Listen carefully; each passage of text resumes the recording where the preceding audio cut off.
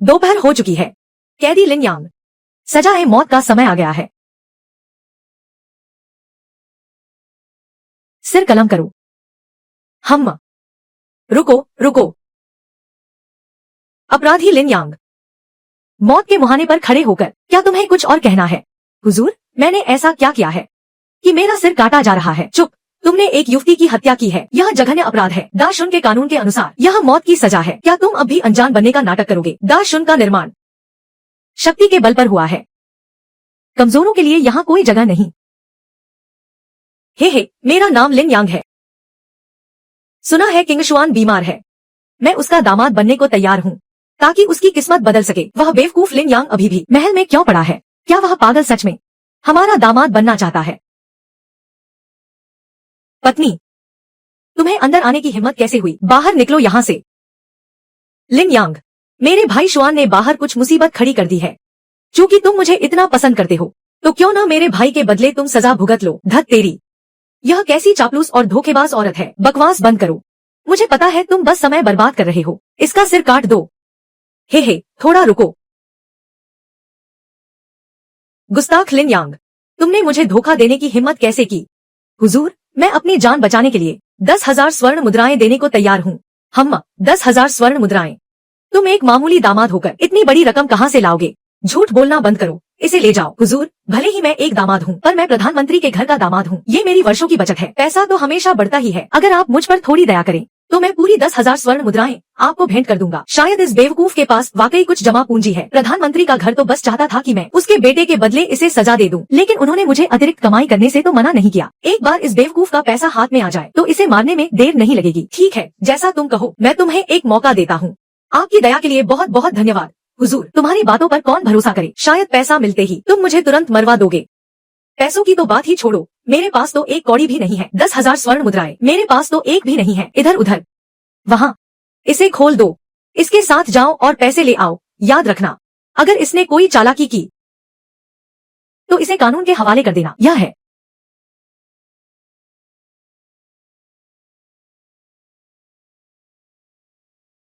मेरे पैर। आखिरकार मैं एक सामान्य इंसान की तरह चल पा रहा हूँ। इतनी सुस्ती क्यों दिखा रहे हो? चलो जल्दी। तुम शायद विश्वास न करो, लेकिन ये नए पैर, इन्हें इस्तेमाल करने में अभी थोड़ी दिक्कत हो रही है। पागल हो क्या? जल्दी चलो।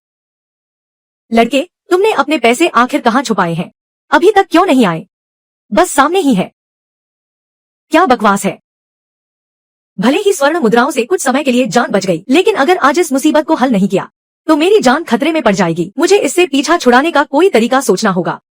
कोई चालाकी करने की सोचना भी मत। तुम एक गंभीर अपराधी हो। अगर भागने की कोशिश की तो तुम्हारे पूरे खानदान को मिटा दिया जाएगा। पूरे साम्राज्य में तुम्हारी तलाश होगी। चिंता मत करो, मैं इतना भी मूर्ख नहीं हूँ। देखो, राजकुमारी बेईरोंग से विजय प्राप्त कर लौट रही हैं। बाकी सब लोग तुरंत रास्ता खाली करें। राजकुमारी वापस आ गई है। दाशुन की रक्षक वापस आ गई है। 3 साल पहले जब मैंने राजकुमारी को देखा था तब मैं उनकी सुंदरता देखकर दंग रह गया था। पता नहीं अब वह कितनी भव्य दिखती होंगी। चुप रहो और हिलना मत, वरना मैं तुम्हें मार डालूंगा।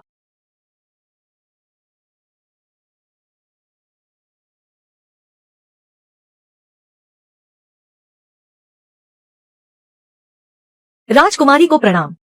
राजकुमारी की विजय पर स्वागत है। हे भगवान, दाशुन की युद्ध देवी तिंगआन राजकुमारी झाओ शुए है। वह इतनी सुंदर कैसे हो सकती है? क्या गजब की कोल्ड ब्यूटी और प्रभावशाली व्यक्तित्व है। यह तो अल्फा चिप है। इसमें सबसे उन्नत स्कैनिंग और विश्लेषण तकनीक है। इसमें प्राचीन काल से लेकर अब तक का हजारों वर्षों का ज्ञान और यादें संग्रहित है। सोचा नहीं था कि वह प्रयोग कोई धोखा नहीं था। मैं तो पहला इंसान बन गया जिसमें यह सफलतापूर्वक प्रत्यारोपित हुआ। हे भगवान, सोते को तकिया मिल गया बिल्कुल सही समय पर। ओए कुत्ते की औलाद, वहाँ क्या कर रहा है? जल्दी घुटनों पर बैठ जा। मरना है तो मर, मुझे अपने साथ मत फंसा। क्या तुम कमीने, मैं तुझे अभी खत्म कर दूंगा। राजकुमारी रुकिए, मुझे आपसे कुछ कहना है। तुम कौन हो? तुम मेरा रास्ता क्यों रोक रहे हो? राजकुमारी, आप बीमार हैं। बहुत गंभीर बीमारी है आपको। राजकुमारी, आप बीमार हैं। आपको बहुत गंभीर बीमारी है। गुस्ताखी, राजकुमारी का अपमान करने की हिम्मत कैसे हुई? मौत की सजा मिलेगी। राजकुमारी, क्या आपको अक्सर सीने में जकड़न और सांस लेने में तकलीफ होती है? कभी कभी हाथ पैरों में सुन्नपन भी महसूस होता होगा। तुम्हें कैसे पता? और हाल के दिनों में यह स्थिति और भी गंभीर हो गई है। रात को पसीना आना और बुरे सपने आना। आप कभी चैन से सो नहीं पाती। बताओ तुम आखिर कौन हो? तुम्हें ये सब कैसे पता? राजकुमारी, मुझे यह आदमी चोर उचक्को जैसा लग रहा है। देखते ही लग रहा है कि यह कोई भला इंसान नहीं है। इसकी बातों पर ध्यान न दे। चोर उचक्का कहीं का। क्या तुम्हें सौंदर्य की कोई समझ भी है? राजकुमारी, मैं न केवल जानता हूँ बल्कि मैं आपकी बीमारी का इलाज भी कर सकता हूँ।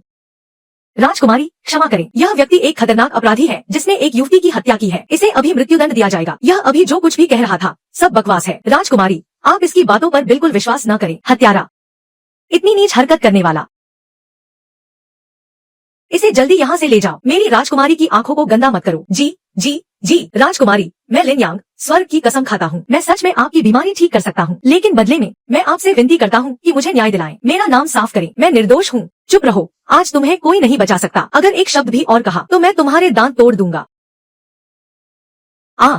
तुम कहते हो कि तुम निर्दोष हो, क्या तुम्हारे पास कोई सबूत है? राजकुमारी, आप न्यायप्रिय हैं। मैं दरबार में आमना सामना करने के लिए तैयार हूँ, खुद को बेगुनाह साबित करने के लिए। अगर यह सब मैंने किया है तो मैं सजा भुगतने के लिए तैयार हूँ, और अगर मैंने नहीं किया है तो राजकुमारी कृपया मुझे न्याय दिलाएं। राजकुमारी, लू है, तुम लोगों को लेकर पहले महल वापस जाओ। फेई शुआंग, इसे ले जाकर दंड विभाग के बड़े हॉल में रखो। जी जी, अगर तुमने एक भी शब्द झूठ बोला तो मैं तुम्हारी खाल खिंचवा दूंगी। अरे क्यों सुंदरी, क्या तुम्हें नहीं लगता कि यह मुद्रा पोज कहीं से गलत है? नहीं लगता? हाँ राजकुमारी, मैंने आपसे झूठ नहीं बोला। आपकी उस बीमारी का इलाज सिर्फ मेरे पास है। हाँ हाँ हाँ, एक शब्द और बोला तो तुम्हें वापस वधस्थल भेज दूंगी। दीदी, आपको नहीं लगता कि कोई समस्या होगी? घबरा क्यों रही हो? बस उस मूर्ख का सिर धड़ से अलग हो जाए तो यह मामला खत्म हो जाएगा। पूरी दुनिया सिर्फ यही जानेगी कि अपराधी लिन यांग था, तुम नहीं। बस इतना ही काफी है। वह नीच व्यक्ति सिर्फ एक मामूली इंसान है। मेरे साथ उसका संबंध होना ही उसका सौभाग्य था। उसकी हिम्मत कैसे हुई मेरा विरोध करने की? वह तो मरने के ही लायक है। एक मामूली इंसान के लिए इतना शोर क्यों? वह बस एक मामूली इंसान था, मर गया तो मर गया। बस इस पूरे मामले को लिन यांग के सिर मढ़ दो तो तुम सुरक्षित रहोगी। लिन यांग जैसा मूर्ख मरकर भी काम आ गया। वह मेरे लिए बलि का बकरा बन गया। और दीदी, आप भी उससे छुटकारा पा गई। एक तीर से दो निशाने। मिस, मुसीबत हो गई है। क्या मुसीबत हो गई? इतने घबराए हुए क्यों हो? मिस, लिन यांग मरा नहीं है, उसे राजकुमारी ने बचा लिया है। तुम क्या कह रहे हो? और राजकुमारी ने यह भी कहा है कि इस मामले में बहुत सारे संदेह हैं। वह इस मामले की फिर से जांच करवाना चाहती है।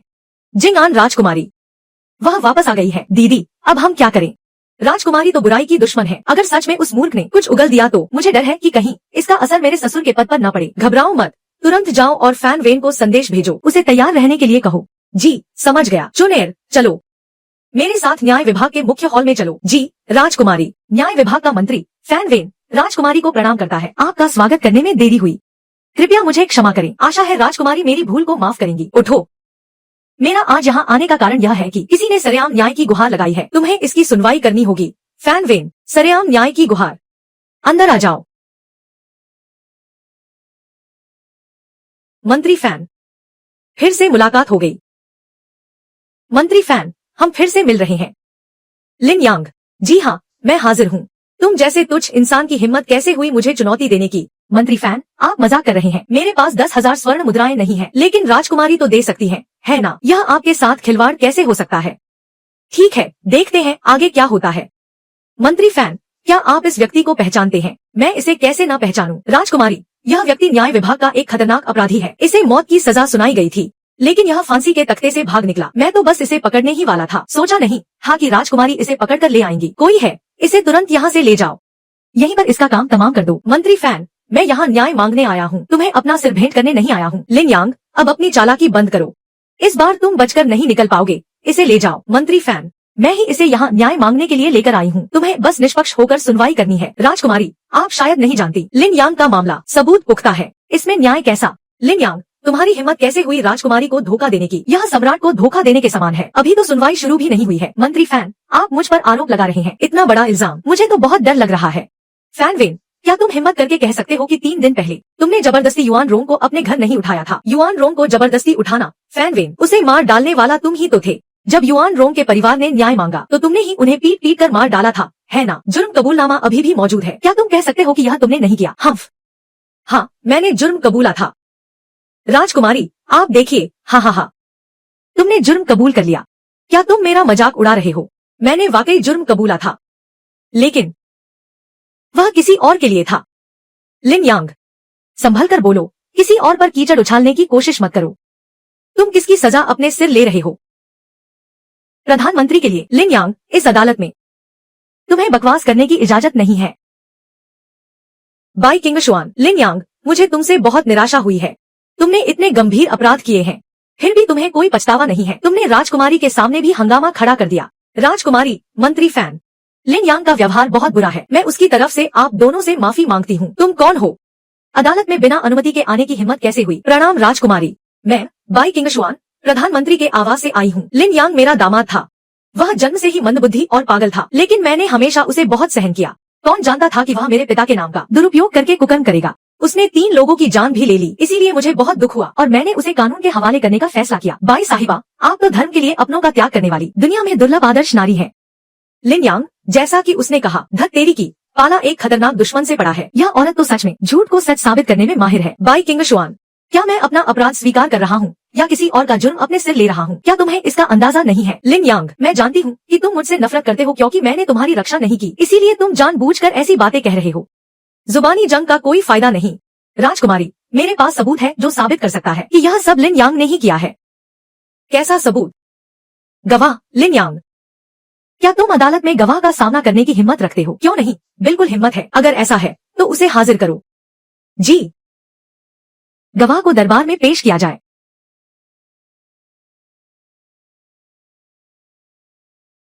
मैं युआन, आप सभी अधिकारियों को नमन करती हूँ। दरबार में कौन खड़ा है? मृतक युआन रोंग से तुम्हारा क्या संबंध है? मैं युआन रोंग की माँ हूँ। चूंकि तुम पीड़िता की माँ हो, तो क्या तुम उस हत्यारे को पहचानती हो जिसने तुम्हारी बेटी की जान ली? जी, मैं उसे पहचानती हूँ। कुछ गड़बड़ है। चूंकि तुम उसे पहचानती हो, तो मैं तुमसे पूछता हूँ, क्या यही वह व्यक्ति है जिसने तुम्हारी बेटी की हत्या की? चूंकि तुम उसे पहचानती हो, तो मैं तुमसे पूछता हूँ, क्या यही वह व्यक्ति है जिसने तुम्हारी बेटी की हत्या की? बुजुर्ग महिला, मुझे नहीं लगता कि मैंने आपको कभी देखा है।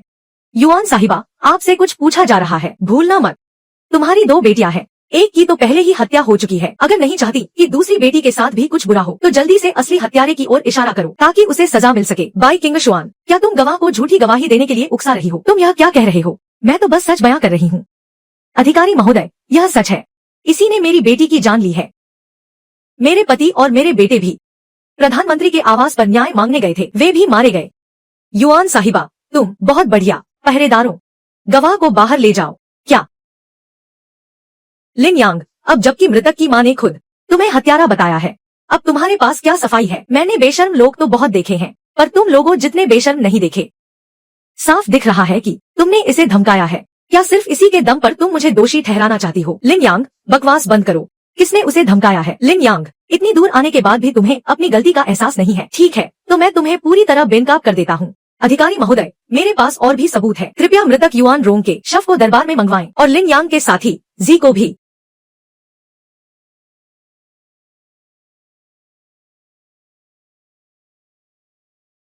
अपराधी खुद को छोटा आदमी है। मैं तुमसे पूछता हूँ, तुम लिन यांग के साथ युआन रोंग से मिले थे और उसकी सुंदरता देखकर मोहित हो गए। तुमने उसे जबरदस्ती अपने घर उठा ले गए, उसका बलात्कार किया और उसे मार डाला। क्या यह सच नहीं है? यह सच है। 22 मृतक ऊपर है। तुम इस तरह काले को सफेद कर रहे हो। क्या तुम्हें आधी रात को भूत के दरवाजे खटखटाने का डर नहीं लगता? मैं जो कह रहा हूँ वह सच है। डरने की क्या बात है? लिन यांग, चुप हो जाओ। तुम गवाहों को धमका रहे हो। तुम बताओ, घटना का पूरा विवरण विस्तार से बताओ। जी हाँ, यह छोटा आदमी बड़ी मालकिन द्वारा व्यवस्थित किया गया था, जो स्वामी की रक्षा के लिए उनके साथ रहता था। उस दिन यह छोटा आदमी स्वामी के साथ बाजार में था। स्वामी ने एक नजर में ही युआन परिवार की उस छोटी लड़की को पसंद कर लिया और इस छोटे आदमी को उसे जबरदस्ती उठा ले जाने का आदेश दिया। उसी रात हवेली में स्वामी ने उस छोटी लड़की के साथ, लेकिन किसने सोचा था कि वह छोटी लड़की बहुत जिद्दी थी। वह मरने जीने पर अड़ी हुई थी और अधिकारियों को शिकायत करने की धमकी दे रही थी। स्वामी को परेशानी होने का डर था, इसलिए उन्होंने चाकू का इस्तेमाल किया। हाँ, उन्होंने इस छोटे आदमी के चाकू का इस्तेमाल किया और एक ही वार में उस छोटी लड़की को मार डाला। महोदय, कृपया देखें, यह अमानवीय झुंड अभी तो फूल जैसी उम्र थी, फिर भी उन्हें ऐसा व्यवहार सहना पड़ा। वह है लिन यांग द्वारा हत्या के लिए इस्तेमाल किया गया हथियार। महोदय, हथियार यहाँ है। तुलना करें। महोदय, चाकू का घाव और मृतक की गर्दन पर घाव पूरी तरह से मेल खाते हैं। अपराधी लिन यांग, गवाह और सबूत दोनों मौजूद है, तुम्हारे पास और क्या बहाना है? स्वामी, स्वीकार कर लो, यह सब तुमने किया है, तुम भाग नहीं सकते। लिन यांग, तुमने इतनी क्रूरता दिखाई, एक परिवार को बर्बाद कर दिया। अगर तुम्हारे अंदर थोड़ी भी नैतिकता बची है तो तुम्हें स्वेच्छा से अपना अपराध स्वीकार करना चाहिए ताकि मृतक को शांति मिले। लिन यांग, क्या तुम खुद को निर्दोष साबित नहीं करना चाहते थे? अब तुम क्यों नहीं बोल रहे हो? राजकुमारी, इस व्यक्ति का अपराध बहुत गंभीर है, लगता है उसके पास कहने के लिए कुछ नहीं बचा है। मुझे लगता है कि मूल फैसले को बनाए रखना चाहिए और तुरंत निर्णय लेना चाहिए। राजकुमारी से आदेश देने का अनुरोध है। क्या तुम्हें लगता है कि तुमने मुझे फंसा दिया है? लिन यांग, इस समय भी तुम नाटक कर रहे हो। जब तक तुम लाश को बोलने नहीं दे सकते और हमें यह नहीं बता सकते कि अपराधी तुम नहीं हो, वरना आज तुम्हारी मौत निश्चित है। ठीक है, तो मैं लाश को बोलने दूंगा। लिन यांग, क्या तुम्हें पता है तुम क्या कह रहे हो? अजीब बातें और अराजक आत्माएं, तुम पागल हो गए हो, है ना? लिन यांग, रहस्यमय होने का नाटक मत करो, अपना अपराध स्वीकार करो। अपराध स्वीकार करो? तुम्हारे पिता भी अपराध स्वीकार कर लें तो भी मैं नहीं करूंगा। महोदय फैन, तुमने अभी कहा था कि यह महिला मेरे द्वारा मारी गई थी, है ना? कैसे? सबूत पुख्ता है। क्या तुम अभी भी बहाना बनाना चाहते हो? मैं एक बार फिर पूछता हूँ, क्या तुम्हें यकीन है कि वह चाकू के घाव से मरी है? सबूत पहाड़ जैसे हैं, बकवास मत करो। युआन रोंग चाकू के घाव से नहीं मरी है, उसे किसी ने जिंदा गला घोंट कर मारा है। तुम क्या कह रहे हो? उसे कैसे पता? क्या उसने कुछ पता लगा लिया है? नहीं, वह बस एक मूर्ख है, वह कुछ भी पता नहीं लगा पाएगा। लिन यांग, क्या तुम कह रहे हो कि युआन रोंग का गला घोंट कर मारा गया था? क्या कोई सबूत है? बिल्कुल। क्या मैंने पहले ही नहीं कहा था कि हमें शव से बात बुलवानी होगी? राजकुमारी, कृपया लोगों से तैयारी करने के लिए कहें। गर्म पानी, सिरका, अदरक का रस और सफेद कपड़ा। लिन यांग, तुम आखिर कर क्या रहे हो? मुझे लगता है कि वह बस समय बर्बाद कर रहा है, वह सजा से बचने का मौका ढूंढ रहा है। लिन यांग, तुम क्या कर रहे हो? लिन यांग, क्या तुम शव का अपमान करना चाहते हो? गंदी सोच वाले को सब गंदा ही दिखता है। अपनी आंखें खोलकर ध्यान से देखो। राजकुमारी, यह कागज का टुकड़ा है। मृतक की गर्दन नीली पड़ गई है, आंखों में खून के धब्बे हैं, चेहरा नीला बैंगनी पड़ गया है। यह यांत्रिक दम घुटने से हुई मृत्यु के लक्षण है। इसका मतलब यह है कि युआन रोंग को वास्तव में किसी ने गला घोंट कर मारा है। यह कैसे संभव है? वह स्पष्ट रूप से, लिन यांग, भले ही उसकी मौत चाकू के घाव से न हुई हो, लेकिन तुम इतनी स्पष्टता से उसकी मौत का कारण कैसे जानते हो? क्या यह साबित करने के लिए काफी नहीं है कि उसे तुम्हारे अपने हाथों से गला घोंट कर मारा गया है? बाई किंगशुआन, दिमाग एक अच्छी चीज है, अफसोस तुम्हारे पास नहीं है। हाथों के निशान गर्दन के आकार से छोटे हैं, वह कातिल नहीं है। बहुत बढ़िया फैन महोदय। बाई सुश्री, क्या आपके पास और कुछ कहने को है? मेरे पास कहने को कुछ नहीं है। चूंकि ऐसा है तो मैं लिन यांग को निर्दोष घोषित करता हूँ। अभी इसी वक्त रिहा किया जाए। खुद ही झूठे सबूत गढ़े। फैन वेन को 30 बेंत मारो। जी, मैं यहाँ हूँ। मामले को सुलझाने में विफलता के लिए 3 पद नीचे पदावनत किया जाता है। 10 दिनों के भीतर असली कातिल को पकड़ो, वरना अपना सिर लेकर आना। जी, आज्ञा का पालन होगा। बाई सुश्री, मुझ पर इतना बड़ा कीचड़ उछालने के बाद क्या तुम बस ऐसे ही जाने का इरादा रखती हो? तुम क्या चाहती हो? बाकी बातें छोड़ो, माफी तो मांगनी ही पड़ेगी, है ना? माफ करना लिन यांग, पहले कुछ गलतफहमियों के कारण मैंने तुम्हें गलत ठहराया। बाई सुश्री की माफी मैं स्वीकार करता हूँ। अगली बार ध्यान रखना, जो नहीं जानते उन्हें लगेगा कि तुम मुझे फंसाना चाहती थी। स्वामी, आप सही कह रहे हैं। स्वामी, चूंकि गलतफहमी दूर हो गई है तो क्या अब आपको मेरे साथ घर चलना चाहिए? पिताजी और शुआन एर दोनों तुम्हें बहुत याद कर रहे हैं। अगर उन्हें पता चले कि तुम निर्दोष थे तो वे बहुत खुश होंगे। घर वापस प्रधानमंत्री के आवास पर। इसकी आवश्यकता नहीं है ना? तुम्हारे साथ वापस जाकर क्या मैं जीवित बच पाऊंगा? स्वामी, आप मेरे पति हैं, जिसे मैंने रस्मों के साथ अपनाया है। आप मेरे प्रधानमंत्री आवास के ही सदस्य हैं। घर वापस नहीं जाओगे तो कहाँ जाओगे? चुनैर, अंदर आकर दामाद की सेवा क्यों नहीं करती? हम घर वापस चल रहे हैं। फिर से एक जिद्दी औरत। यह महिला जबरदस्ती करना चाहती है। दामाद जी, कृपया चलिए। कितनी बड़ी साजिश है। क्या तुम लोग मुझे फंसाने की कोशिश कर रहे हो? अब तुम मुझ पर सुंदरता का जाल बिछाने का सपना देख रही हो। लिन यांग, तुम आखिर क्या करना चाहते हो? क्या करना है? मैं तुम्हें तलाक देना चाहता हूँ। तुम चरित्रहीन हो, तुम्हारा मन बहुत दुष्ट है। आज मैं, लिन यांग, तुम्हें अदालत में तलाक देता हूँ। लिन यांग, फिर से कहना, क्या कहा तुमने? मैंने कहा मैं तुम्हें तलाक दे रहा हूँ। लिन यांग, तुम बस एक गरीब भिखारी हो। तुम्हारी हिम्मत कैसे हुई मुझे तलाक देने की? मैं तुम्हें बता दूं, प्रधानमंत्री के घर से बाहर निकलने के बाद तुम एक दिन भी जीवित नहीं रह पाओगे, तो यह और भी अच्छा है। सच कहूँ तो मैं, लिन यांग, कोई बहुत उदार व्यक्ति नहीं हूँ। अगर तुम मुझे खत्म करना चाहती हो तो मेरे बदले का सामना करने के लिए तैयार रहना। देखते हैं हम दोनों में से आखिर में कौन हंसता है। संभल कर रहना।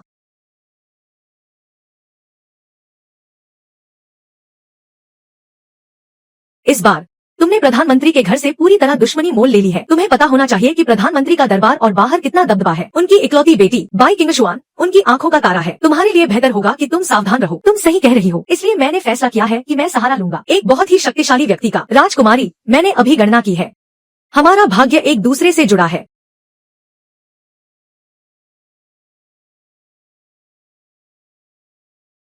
क्या खूब, लिन यांग। मैं देखना चाहती हूँ राजकुमारी तुम्हें कब तक बचा पाएंगी। क्या आप चाहती हैं कि मैं आज रात ही लिन यांग को मौत के घाट उतार दूं? मैं पूरी दुनिया को दिखाना चाहती हूँ कि जो कोई भी प्रधानमंत्री के घर से दुश्मनी मोल लेता है वह कभी जीवित नहीं बचता। जी राजकुमारी, क्या आप सच में इस बारे में नहीं सोचेंगी? मुझे लगता है कि हम दोनों एक दूसरे के लिए बिल्कुल सही हैं। फेई शुआंग,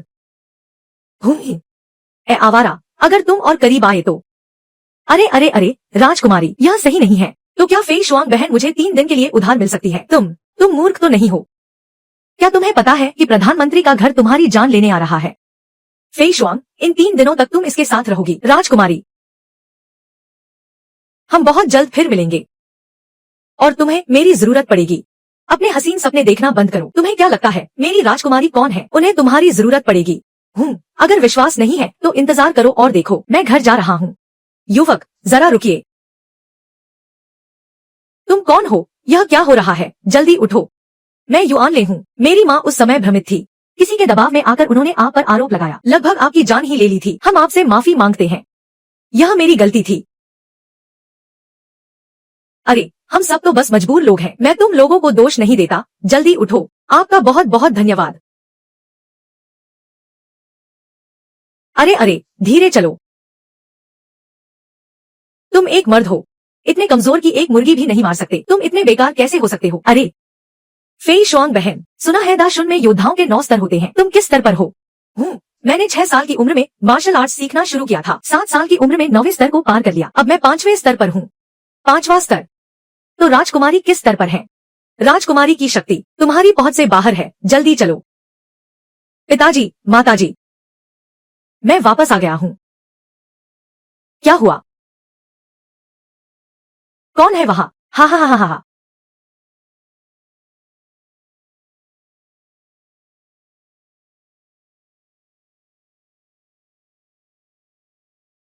माता पिता, लिन यांग, जल्दी भागो, कोई तुम्हें मारना चाहता है। माता पिता, आप डरो मत। तुम कौन हो? यहाँ छिपकर क्या कर रहे हो? 5वें स्तर का योद्धा। सोचा न था कि इस निकम्मे के पास तुम्हारे जैसा रक्षक होगा। क्या तुम्हें बाई किंगशुआ ने भेजा है? लिन यांग, आज बच गए तो क्या हुआ, कल फिर मौत आएगी। मैं फिर आऊंगा।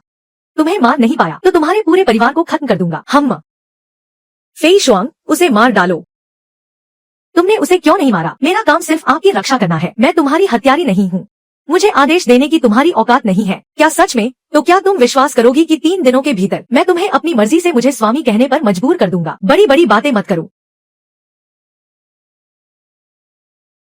यहाँ हड्डियां तोड़ने वाली कला है। यह हड्डियों को उनके स्थान से हटा देती है। जब तक महल का शाही वैद्य न हो तब तक कोई इसे ठीक नहीं कर सकता। तुम्हारे पिता की टांगे शायद अब बेकार हो चुकी हैं। अरे कैसी हड्डी और कैसा तोड़ना? क्या यह बस हड्डियों को सही जगह बिठाना नहीं है? हाँ हाँ हाँ, बहुत बढ़िया। सुंदरी का संगीत और नृत्य भी लाजवाब है। हाँ हाँ हाँ।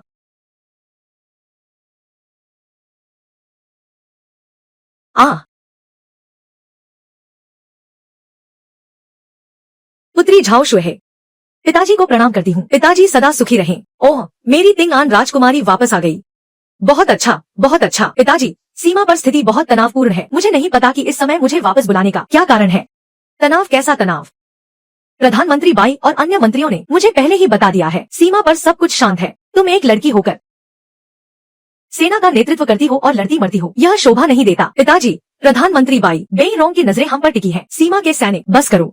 हाल ही में कई मंत्रियों ने तुम्हारे खिलाफ शिकायत की है। उनका मानना है कि एक महिला को घर संभालना चाहिए और बच्चों को पढ़ाना चाहिए, न कि इधर उधर भटकना और दुनिया के सामने अपना चेहरा दिखाना। प्रधानमंत्री बाई और अन्य मंत्रियों के साथ चर्चा करने के बाद मैंने तय किया है कि अब तुम्हारे विवाह का समय आ गया है। इसलिए मैंने निर्णय लिया है, 3 दिन बाद दरबार के मंत्रियों के घरों से एक योग्य वर चुना जाएगा और उसे शाही दामाद बनाया जाएगा। पिताजी, युद्ध अभी समाप्त नहीं हुआ है, देश अभी सुरक्षित नहीं है, मेरी अभी विवाह करने की कोई इच्छा नहीं है, कृपया अपना आदेश वापस ले ले। क्या तुम्हारी कोई इच्छा नहीं है, या तुम अपने हाथों से सैन्य शक्ति को छोड़ना नहीं चाहती? क्या तुम सच में एक विद्रोही बनना चाहती हो? ठीक है पिताजी, मैं आपकी आज्ञा मानती हूँ। 3 दिन बाद विवाह होगा। यह लगभग ठीक है। महिलाओं को इतने ज्यादा विचार नहीं रखने चाहिए। विवाह करना ठीक है, लेकिन मेरी एक शर्त है। मंजूर है? हाँ हाँ हाँ। जब तक तुम विवाह के लिए सहमत हो, तुम्हारी हर शर्त मुझे मंजूर है। मैं पूरे संसार के सामने वर चुनना चाहती हूँ और उसे मैं खुद चुनूंगी। आज तीसरा दिन है।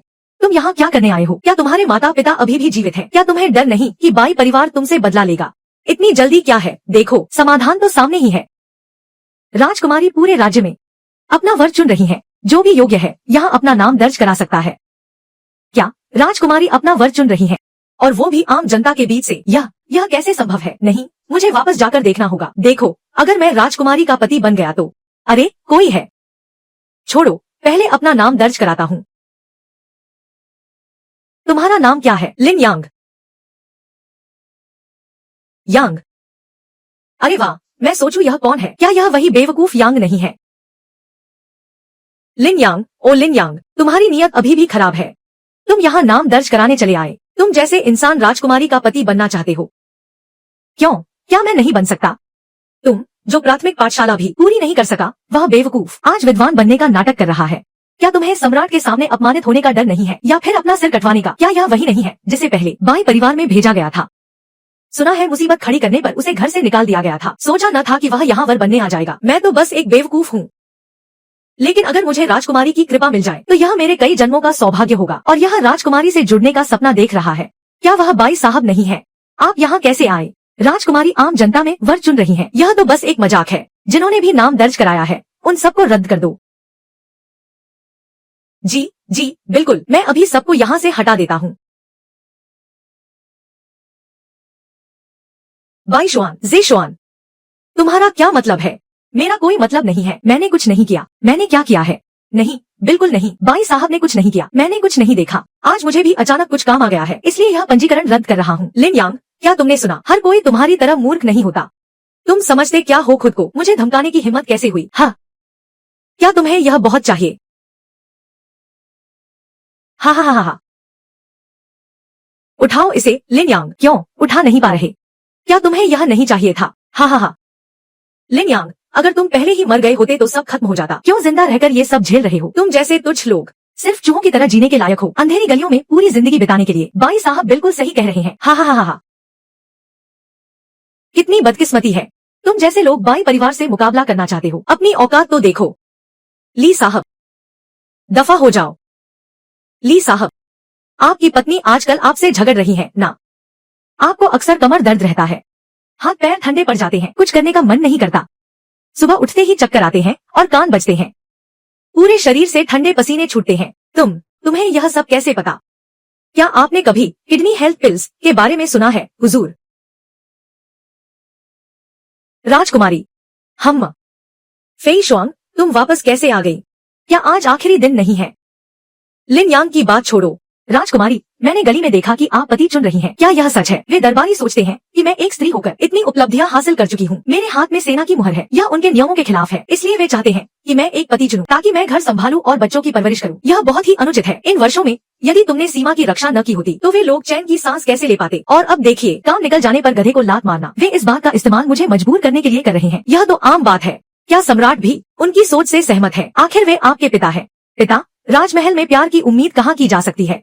उन्हें भी डर है कि मेरी शक्ति बहुत बढ़ गई है। उन्हें डर है कि कहीं उनकी गद्दी डगमगा न जाए। राजकुमारी, इस दुनिया में कोई भी पुरुष आपके योग्य नहीं है, और फिर आम लोगों में से पति चुनना, क्या यह आपका अपमान नहीं है? नहीं, यह मेरी ही योजना है। क्या? चूंकि वे खेल खेलना चाहते हैं तो मैं पूरी दुनिया को इसमें शामिल कर लूंगी। इसके अलावा दरबार के वे युवा सब के सब निकम्मे और आलसी हैं। वे मेरी सेना की मुहर पर नजर गड़ाए बैठे हैं। वे मुझे अपने नियंत्रण में रखना चाहते हैं। मैं उन्हें ऐसा करने कैसे दे सकती हूँ? अगर मुझे पति चुनना ही है तो मैं अपनी पसंद का व्यक्ति ही चुनूंगी। राजकुमारी, क्या आप? मेरा इरादा लोहे को प्रतियोगिता में उतारने का है। वह अंगरक्षकों का प्रमुख है। वह बुद्धिमान भी है और बलवान भी, और सबसे बड़ी बात, वह हमारा अपना आदमी है। राजकुमारी, आपके अधीन काम करने वाले अपनी पूरी ताकत लगा देंगे। सम्राट पधार रहे हैं। राजकुमारी पधार रही हैं।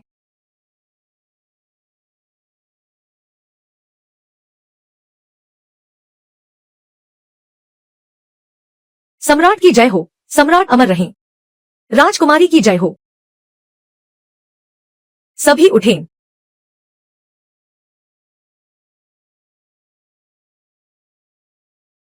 आज राजकुमारी अपना जीवन साथी चुन रही हैं। दाशुन के सभी होनहार युवाओं को यहाँ देखकर मेरा मन बहुत प्रसन्न है। आशा है कि आप सभी अपनी प्रतिभा दिखाएंगे और हमारे देश का मान बढ़ाएंगे। ठीक है, राजकुमारी वाकई अद्वितीय है। मैं तो उनका पति बनकर ही रहूंगा, उनका दिल जीत कर रहूंगा। राजकुमारी तो सिर्फ मेरी है। आज की प्रतियोगिता 2 चरणों में होगी, साहित्य और युद्ध कौशल। पहला चरण साहित्य परीक्षा अब शुरू होती है। समय की सीमा एक अगरबत्ती जलने तक है। विषय है हवा, फूल, बर्फ और चांद। प्रतिभागी आगे आ सकते हैं और अपनी कविता सुना सकते हैं। सिर्फ एक अगरबत्ती का समय। मैं अपनी तुच्छ प्रतिभा दिखाने की कोशिश करता हूँ। हवा चली तो फूल बिखर गए, बर्फ गिरी तो चांद अकेला रह गया। जैसे कोई सपना हो, जैसे कोई कविता या चित्र हो। यह कैसी कविता है? बकवास है, यहाँ से हटो।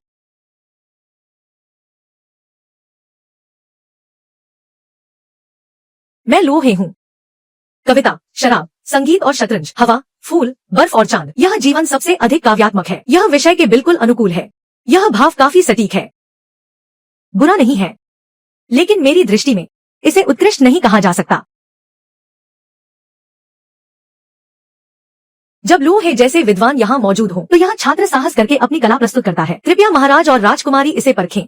वसंत की हवा बर्फ पिघलाती है, गर्मियों के फूल लाल रंग बिखेरते हैं, पतझड़ का चांद शराब में झूमता है, सर्दियों की बर्फ में प्लम के फूलों की खुशबू है। यह कविता हर मौसम को बखूबी दर्शाती है और इसमें चारों मौसमों के अलग अलग नजारे समाये हैं। यह वास्तव में बहुत सुंदर है। बहुत बढ़िया। बाईशियान वास्तव में प्रधानमंत्री के पुत्र होने के योग्य है, ज्ञान से परिपूर्ण। यह कविता अद्भुत है। बाईशियान प्रधानमंत्री के वारिस हैं। उनकी प्रतिभा अद्वितीय है, कोई उनकी तुलना नहीं कर सकता। मेरी दृष्टि में वे ही फौमा राजकुमारी के पति बनने के लिए सबसे उपयुक्त उम्मीदवार है। अभी समय नहीं हुआ है। क्या कोई और है जो अपनी कला दिखाना चाहता है? यदि ऐसा है तो मैं घोषणा करता हूँ। वसंत के जंगल में फूल खिले हैं, वसंत के पक्षी विलाप कर रहे हैं। बाहर कौन कविता पढ़ रहा है?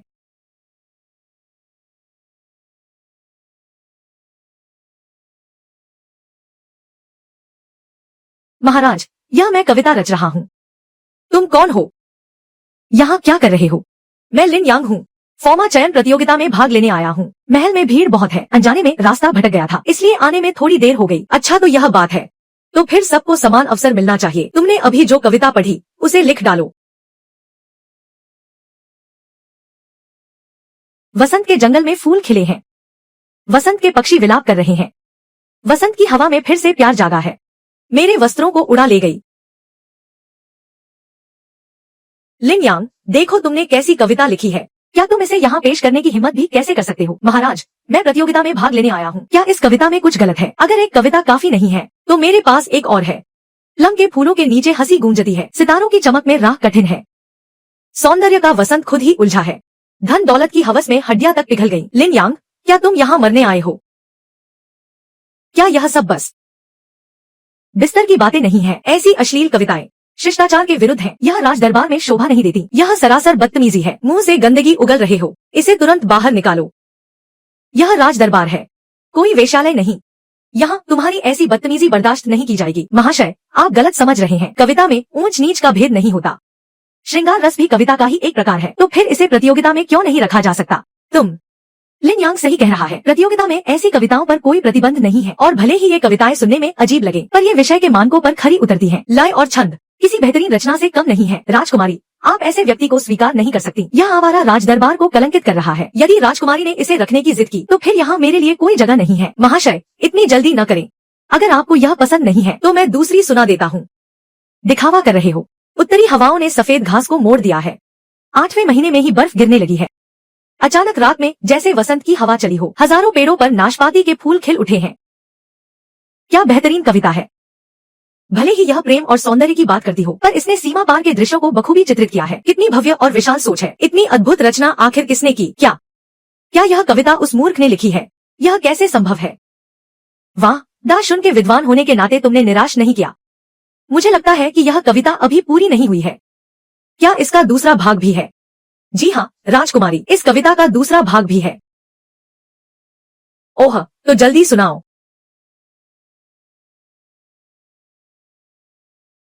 मोतियों के पर्दे पर ओस की बूंदें छाई हैं। लोमड़ी के फर वाले कोट में भी ठंड कम नहीं हो रही। सेनापति का धनुष अब संभल नहीं रहा। ठंड के कारण लोहे के कवच भी जम गए हैं। कितनी भव्य और गौरवशाली। सीमा पर तैनात सैनिकों की चिंता को बखूबी दर्शाया है। क्या शानदार कविता है। सीमावर्ती जीवन पर इतनी प्रभावशाली कविता, उसने इसे आखिर लिखा कैसे। अगर मुझे 100 साल भी मिल जाएं, तो भी मैं ऐसी कविता नहीं लिख पाऊंगा। लगता है मुझसे ही चूक हो गई। आप वास्तव में एक सच्चे विद्वान हैं। आपकी अति कृपा है। ऐसी उत्कृष्ट रचना दुनिया में बेजोड़ है। महाराज, यह कैसे संभव है। यह कविता लिन यांग कभी नहीं लिख सकता। तुम ऐसा क्यों कह रहे हो। महाराज, यह व्यक्ति तो बस एक मंदबुद्धि है। इसकी बुद्धि 7 साल के बच्चे जैसी है, जो एक वाक्य भी ठीक से नहीं बोल पाता। वह इतनी अच्छी कविता कैसे लिख सकता है। लिन यांग, तुम इसका क्या स्पष्टीकरण दोगे। महाराज, पहले मेरी बुद्धि वास्तव में कम थी, लेकिन अब मैं पूरी तरह ठीक हो चुका हूँ। इसे आप मेरी किस्मत ही कह सकते हैं। यह सब मेरे परिवार के आशीर्वाद का फल है। तुम क्या बकवास कर रहे हो। हम खांसते हुए, महाराज, मुझे एक बात कहनी है। कहिए, क्या बात है। यह व्यक्ति चरित्रहीन है। महाराज, इसे कारागार में डाल देना चाहिए। सजा का इंतजार करना चाहिए। तुम ऐसा क्यों कह रहे हो। यह सीमावर्ती कविता वास्तव में मैंने सीमा पर भ्रमण के दौरान लिखी थी। राजधानी लौटते समय मेरी पांडुलिपि कहीं खो गई थी। मुझे नहीं पता था कि इसने उसे चुरा लिया और इसे अपनी कविता बताकर महाराज को धोखा देने की कोशिश की। यह तो राजद्रोह का अपराध है। क्या। बिल्कुल झूठ। यह कविता स्पष्ट रूप से मेरी है। तुम इसे अपनी बताने की हिम्मत कैसे कर रहे हो। हाँ, कौन नहीं जानता कि पिछले साल मैं सीमा पर भ्रमण कर रहा था। तुम जैसे व्यक्ति ने, जो कभी सीमा पार नहीं गया, वह इसे अपना कैसे कह सकता है। क्या तुम इसे अपनी कविता कहने की हिम्मत करोगे। लिन यांग, कौन नहीं जानता कि पाठशाला में तुम 3 साल तक भी पढ़ाई पूरी नहीं कर पाए। तुम इतनी अच्छी कविता कैसे लिख सकते हो। इसका एकमात्र स्पष्टीकरण यही है कि तुमने यह कविता चुराई है। इसका मतलब है तुम बिना किसी सबूत के मुझ पर चोरी का आरोप लगा रहे हो। यहाँ मौजूद कौन सा विद्वान ऐसा है जिसने सालों की मेहनत से ज्ञान अर्जित न किया हो। तुम्हारी तरह नहीं, जो कुछ ही दिनों में अचानक इतना बुद्धिमान बन गया। अगर मैं बस कुछ ही दिनों में, इतने कम दिनों में इतना सारा ज्ञान संचित कर लिया। महाशय, अब आप क्या कहेंगे। हा हा हा हा हा। तो फिर मैं घुटनों पर बैठकर आपसे माफी मांग लेता हूँ। ठीक है, मैं सम्राट से न्याय की विनती करता हूँ। महाशय, आप ही मेरी परीक्षा लें। अगर मैं हार गया तो मैं खुद ही अपनी सजा स्वीकार कर लूंगा। क्या।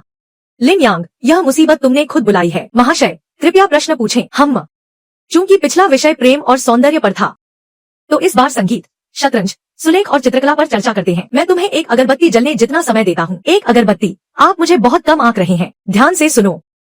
संगीत, शतरंज, सुलेख और चित्रकला का अपना ही वैभव है। प्राचीन कविताओं की कोई तुलना नहीं। आज मेरी कला का प्रदर्शन देखो। भावनाओं और सुंदरता का संगम है यह। हम शायद तुक्के से सही निकल जाए। तैयार हो गई कविता। क्या इतनी जल्दी। तो फिर 4 ऋतुओं पर आधारित है यह। वसंत में जल का विस्तार, ग्रीष्म में बादलों के अद्भुत शिखर, शरद में चंद्रमा की उज्जवल चमक और शीत में एकांत देवदार की सुंदरता। अब विदाई के विषय पर सुनो। सुबह की बारिश ने धूल को शांत कर दिया है। सराय के पास विलो के पेड़ फिर से हरे हो गए हैं। मित्र, एक और प्याला मदिरा पी लो, क्योंकि यांगगुआन के पश्चिम में अब कोई अपना नहीं मिलेगा। यह लिन यांग तो वाकई बहुत प्रतिभाशाली है। इतनी जल्दी इतनी सारी कविताएं। ये सब तो कालजयी रचनाएं हैं। अब चंद्रमा पर आधारित कुछ सुनाओ। उज्जवल चंद्रमा कब से है। मदिरा का प्याला लेकर आकाश से पूछो। पता नहीं स्वर्ग के महलों में आज कौन सा वर्ष है। मैं हवा के झोंकों के साथ वापस जाना चाहता हूँ, पर डर है कि ज़ेड के महलों में ऊंचाई पर ठंड बहुत होगी। नृत्य करते हुए अपनी ही छाया के साथ। क्या यह नश्वर संसार से बेहतर नहीं। लाल मंडप के चारों ओर घूमते हुए खिड़कियों पर चांदनी बिखरी है, जो नींद नहीं आने देती। किसी से कोई द्वेष नहीं होना चाहिए। तो फिर विदाई के समय ही मिलन क्यों। लोगों के जीवन में दुख, सुख, मिलन और बिछड़ना होता है। जैसे चंद्रमा कभी घटता है तो कभी पूरा होता है। प्राचीन काल से ही यह पूर्ण होना कठिन रहा है। बस यही कामना है कि हजारों मील दूर रहकर भी हम एक ही चांद को देख सकें। अद्भुत रचना। यह तो कालजयी रचना है। लिन यांग, तुमने आखिर ये कविताएं कहाँ से चुराई हैं? क्या तुम खुद को बहुत बड़ा विद्वान समझते हो? मुझसे अपनी प्रतिभा की तुलना करोगे? मुझे कोई आपत्ति नहीं अगर कोई मेरे सामने घुटने टेके। तुम। यह असंभव है। ठीक है, लिन यांग की प्रतिभा का वास्तव में कोई सानी नहीं है। महाशय, आप बेहोश क्यों हो गए? हमारी शर्त का क्या होगा? लिन यांग, तुम चिंता मत करो। यह शर्त सम्राट के सामने तय हुई थी। वे अपनी बात से पीछे नहीं हटेंगे। राजकुमारी के ये शब्द सुनकर अब मैं निश्चिंत हूँ। तो अब क्या मुझे प्रतियोगिता जारी रखने की अनुमति है? क्या मैं ज्ञान का आदर्श बन सकता हूँ? बिल्कुल, तुम्हें अनुमति है। तो फिर दूसरे दौर की मार्शल आर्ट प्रतियोगिता के लिए बाई शुआन और लिन यांग चुने गए हैं। ठीक है। लिन यांग, अब मैं खुद तुम्हें सबक सिखाऊंगा।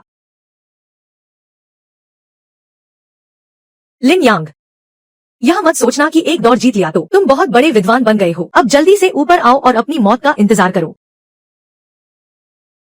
लिन यांग, यह मत समझो कि तुमने एक बाजी जीत ली है तो तुम बहुत बड़े तीरंदाज हो गए। अब जल्दी से आगे आओ और अपनी मौत का इंतजार करो। जरा ठहरो। लिन यांग, अब तुम कौन सा नया नाटक रचने वाले हो? मैं बस एक बात पूछना चाहता हूँ, अगर इस मुकाबले में किसी की जान चली जाए तो क्या होगा? यह युद्ध का मुकाबला है। मुक्के और लात में किसी की पहचान नहीं होती। जान माल का जोखिम खुद का है। यह युद्ध, क्या इसके बिना काम नहीं चल सकता? क्या हुआ, तुम डर गए? हमारे दाशुन में शौर्य ही सर्वोपरि है। हर कोई युद्ध कौशल का अभ्यास करता है। दाशुन के वीरों को तो युद्ध में निपुण होना ही चाहिए। साहित्य और युद्ध दोनों में निपुण, तभी तो राजकुमारी के योग्य हो पाओगे। मैं समझ गया। मुझे लगता है साधारण युद्ध कौशल तो सबने देख लिया है, अब सब ऊब चुके हैं। क्यों ना कुछ अलग करके देखा जाए। लिन यांग, तुम किस तरह का मुकाबला चाहते हो? ऐसा करते हैं, मैं एक चुनौती देता हूँ। अगर बाई कुंवर इसे हल कर सके तो वही विजेता होंगे। महाराज, यह उचित नहीं है। प्राचीन काल से ही जीत का फैसला युद्ध से होता आया है। मुकाबले के नियमों को ऐसे कैसे बदला जा सकता है? सेनापति, चिंता न करें, मेरी चुनौती भी युद्ध कौशल से ही जुड़ी है। राजकुमारी, आपकी क्या राय है? पिताजी, मुझे लगता है कि यह स्वीकार्य है। ठीक है लिन यांग, अपनी चुनौती पेश करो।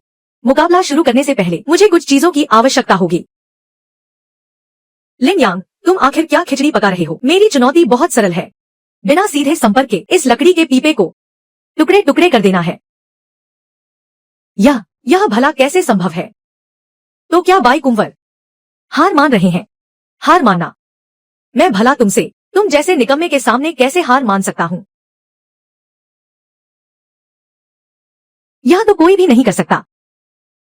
और अगर मैं यह कर दिखाऊं तो? अगर तुम यह कर पाए तो मैं अपनी हार स्वीकार कर लूंगा, और अगर नहीं कर पाए तो तुम्हें तुरंत मुकाबला छोड़ना होगा। मंजूर है?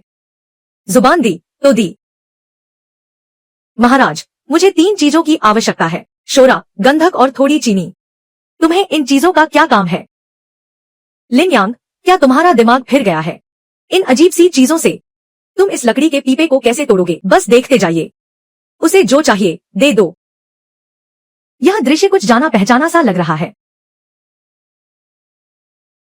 अब मैं इसमें 70% पानी मिलाता हूं और फिर 10% शोरा।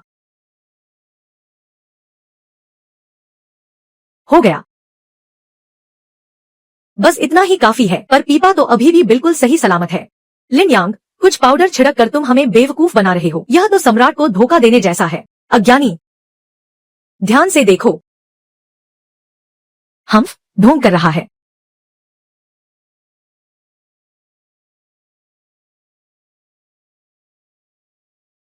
अविश्वसनीय, ऐसा मैंने पहले कभी नहीं देखा। यह कैसे संभव है? यह सचमुच फट गया। तो क्या हुआ बाई कुंवर? अब तो तुम्हें अपनी हार स्वीकार करनी ही होगी, है ना? नहीं, यह असंभव है। तुम धोखा दे रहे हो। तुमने निश्चित रूप से कोई चाल चली है। तो फिर जरा समझाओ, मैंने कैसे धोखा दिया? मैं तुम्हें 100 दिमाग भी दे दूं तो भी तुम समझ नहीं पाओगे। यह पिछले जन्म का भौतिक विज्ञान है, दबाव का प्रयोग। तुम्हें अभी कुछ 100 साल और तपस्या करने की जरूरत है। लिन यांग, तुमने यह कैसे किया? राजकुमारी, यह तो बस विज्ञान की एक छोटी सी तरकीब है। अगर तुम जानना चाहती हो तो किसी दिन मैं तुम्हें सिखा दूंगा। दुनिया में ऐसी अद्भुत तकनीक भी हो सकती है। आज मेरी आंखें खुल गईं। इस मुकाबले में लिन यांग की जीत हुई है। राजकुमारी, यह निष्पक्ष नहीं है। चूंकि लिन यांग ने एक चुनौती दी थी तो मुझे भी चुनौती देने का अधिकार होना चाहिए। अगर लिन यांग फिर से जीत जाए तभी माना जाएगा कि वह वास्तव में जीता है। तुम्हारी बात में दम है बाई किंगशुआन। तुम अपनी चुनौती रखो। लिन यांग, मैं चाहता हूँ कि तुम सीधे मौत को गले लगाओ। इस लिन यांग को जरा भी मार्शल आर्ट्स नहीं आती। बाई किंगशुआन के साथ मुकाबला, क्या यह मौत को न्योता देना नहीं है? कितनी दुखद बात है। लिन यांग तो बहुत प्रतिभाशाली था। अगर उसे समय मिलता तो वह जरूर एक प्रसिद्ध विद्वान बनता, पर दुर्भाग्य से उसका सामना इस राजकुमार से हो गया। लगता है अब उसका बचना मुश्किल है। ठीक है, लेकिन मुझे एक बात और कहनी है। क्या यह तुम्हारी आखिरी वसीयत है? नहीं, मैं बस यह कहना चाहता हूँ कि मैं हार मानता हूँ। तुमने क्या कहा? तुम हार कैसे मान सकते हो? हार क्यों नहीं मान सकता? किसी नियम में नहीं लिखा कि हार नहीं मान सकते। नहीं, मैं इसे स्वीकार नहीं करता। अगर तुम लड़ने नहीं आओगे तो इस मुकाबले में तुम्हारी हार मानी जाएगी। गलत कह रहे हो बाई किंगशुआन। मार्शल आर्ट्स के मुकाबले में हम दोनों एक एक बार हारे हैं, तो यह मुकाबला बराबरी पर रहा। लेकिन तुम एक बात भूल रहे हो, साहित्यिक मुकाबले में तुम पहले ही हार चुके हो, तो इसका क्या नतीजा निकला? अंत में तो मेरी ही जीत हुई। तुम मुझसे। हमारा मुकाबला निष्पक्ष और सबके सामने हुआ है। अब इसमें नाटक करने की क्या जरूरत है? कितना चालाक और जुबान का पक्का धूर्त इंसान है। थाई चांसलर आ गए, जल्दी उन्हें आसन दो। प्रणाम थाई चांसलर। सम्राट, जब मुझे पता चला कि मेरा बेटा मार्शल आर्ट्स मुकाबले में है, तो मैं विशेष रूप से यहाँ आया हूँ। पर यहाँ आकर ऐसी शर्मनाक बातें सुनने को मिली। दाशुन की नींव मार्शल आर्ट्स पर टिकी है। प्राचीन काल से ही मार्शल आर्ट्स का मुकाबला कभी भी बच्चों का खेल नहीं रहा। मेरा मानना है कि इस लिन यांग की नीयत साफ नहीं है, वह गलत तरीकों से जीतना चाहता है। यह एक योद्धा के लिए शर्म की बात है। ऐसे इंसान को कभी भी हमारे दाशुन का दामाद नहीं बनना चाहिए। थाई चांसलर की बात बिल्कुल सही है। एक योद्धा होकर कोई युद्ध से कैसे भाग सकता है? तुम जैसा इंसान अगर दामाद बनेगा तो राजकुमारी का भी मजाक उड़ेगा। लेकिन मेरा मानना है कि लिन यांग बहुत बुद्धिमान है। साहित्य और युद्ध दोनों में वह माहिर है। इसके अलावा उसने जो मार्शल आर्ट्स की विधि अपनाई वह भी सम्राट की सहमति से ही थी। तर्क के अनुसार इसे बराबरी पर ही माना जाना चाहिए। ऐसा करते हैं, चूंकि दोनों पक्ष सहमत नहीं है, तो एक और मुकाबला हो जाए, इसी से हार जीत तय होगी। पिताजी, यह मेरा प्रस्ताव है। तीसरे मुकाबले का विषय मैं खुद तय करूंगा, पर यदि तुम मुझसे विवाह करोगी तो तुम मुझे क्या दे सकोगी? राजकुमारी साहिबा, मेरा वजीर आजम का परिवार 10,000 स्वर्ण मुद्राएं और 10 संदूक गहने उपहार में देगा। आपको एक भव्य विवाह का उपहार मिलेगा। दाशुन में वजीर आजम के प्रभाव के साथ हमारा यह गठबंधन दाशुन को और भी समृद्ध बनाएगा। केवल वजीर आजम के पास ही इतनी अपार संपत्ति है। राजकुमारी, आप अद्वितीय हैं। वजीर आजम के परिवार के अलावा शायद ही कोई आपके योग्य हो। लिन यांग, तुम्हारा क्या कहना है? ठीक है राजकुमारी, देखिए यह वह चीज है जो मैं आपको दे सकता हूँ। लिन यांग, क्या तुम्हें लगता है कि कागज के कुछ टुकड़ों से तुम राजकुमारी का दिल जीत लोगे? सच में तुम जैसे गंवारों की यही औकात है। लगता है यह आदमी बस कुछ कविताएं ही लिख सकता है। इसके पास और कोई संपत्ति नहीं है। यह तो बस एक मामूली इंसान है। वजीर आजम से क्या मुकाबला करेगा? सिर्फ किताबी ज्ञान होना जीतने के लिए काफी नहीं है।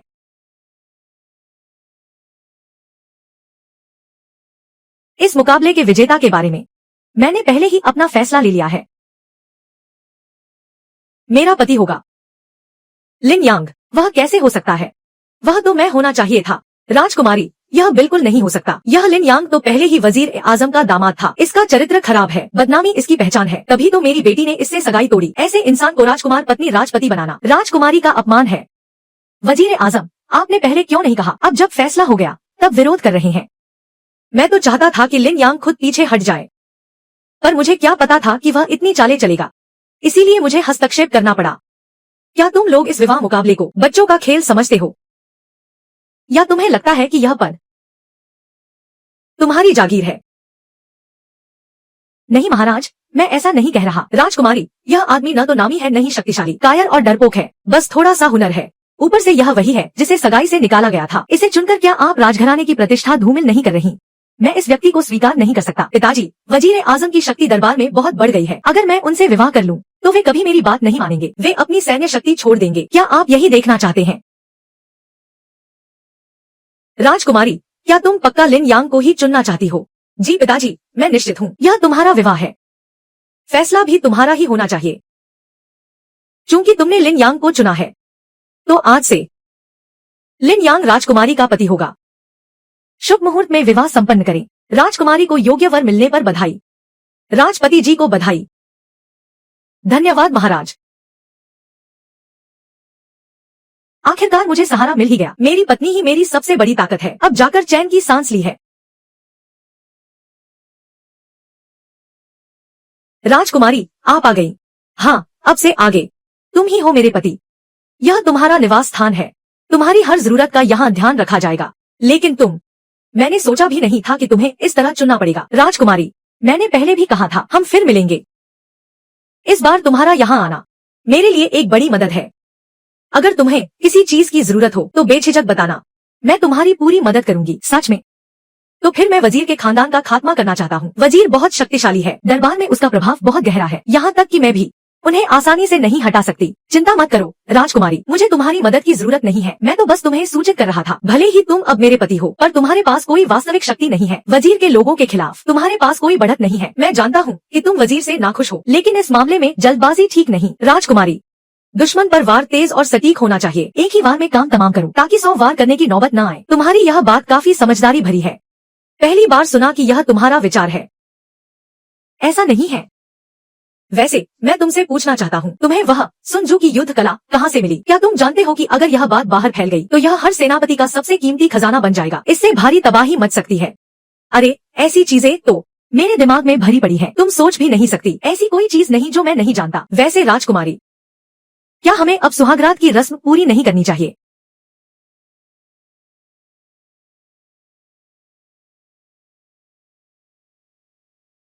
खांसते हुए, यह क्या चीज है?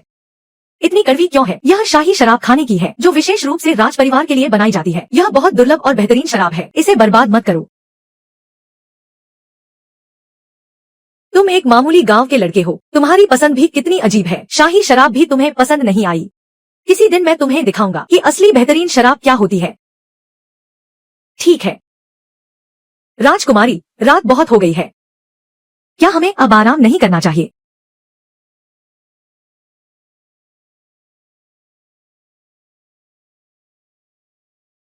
तुम यह तो नहीं सोच रहे कि मैं तुम्हारे साथ एक ही कमरे में रहूंगी? शादी की रात है तो और क्या करेंगे? लिन यांग, हमारे बीच जमीन आसमान का अंतर है। मुझे लगा तुम यह जानते होगे। तो फिर तुम आज रात यहाँ क्यों आए हो? भले ही हम पति पत्नी हैं, पर तुम सिर्फ नाम के मेरे पति हो। मैं तुम्हें वह सब दे सकती हूँ जो तुम्हारी हैसियत और अधिकार के लिए जरूरी है। तुम्हें बस एक अच्छे पति की भूमिका निभानी है। मैंने सोचा भी नहीं था कि इतनी कम उम्र में मुझे अकेले रहना पड़ेगा। तुम चिंता मत करो। तुम्हारी जरूरत को ध्यान में रखते हुए मैंने खास तौर पर तुम्हारे लिए एक इंतजाम किया है। अंदर आ जाओ। तुम क्यों? क्या मैं नहीं हो सकती? फेई शुआंग को मैंने युद्ध के मैदान में बचाया था। वह कई सालों से मेरे साथ है। मेरे लिए वह मेरी छोटी बहन जैसी है। आज से उसे ही तुम्हारी सेवा करने की जिम्मेदारी सौंपने दो। यह ठीक नहीं होगा। मैंने तो अभी कुछ कहा भी नहीं। क्या तुम मुझे नापसंद करने की हिम्मत करती हो? नहीं, बिल्कुल नहीं। चूंकि ऐसा है, काफी देर हो चुकी है। तुम लोग शुरू करो। आओ। तो फिर मैं संकोच नहीं करूंगा।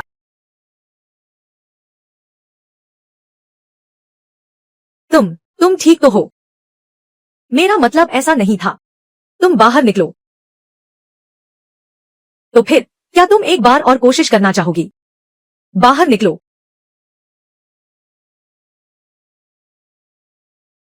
अरे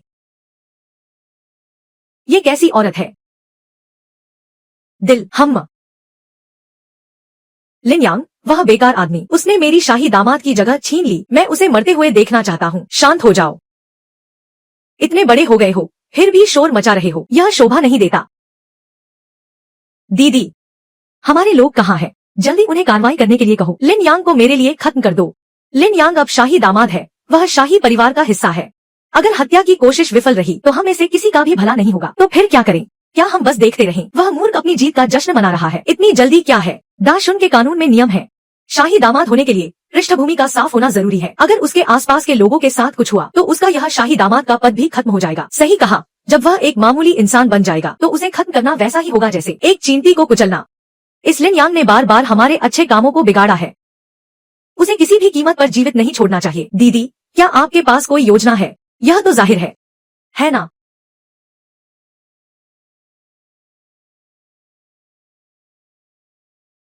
दामाद जी, आप कहाँ जा रहे हैं? तुम मेरे पीछे क्यों आ रही हो? राजकुमारी ने मुझे आपकी सेवा में नियुक्त किया है। अगर मैं आपके साथ नहीं रहूंगी तो और किसके साथ रहूंगी? मैंने पहले ही कहा था ना, 3 दिनों के भीतर तुम अपनी मर्जी से मुझे अपना स्वामी स्वीकार कर लोगी। मान लो कि तुमने जीत लिया। जानती हो तो अच्छा है।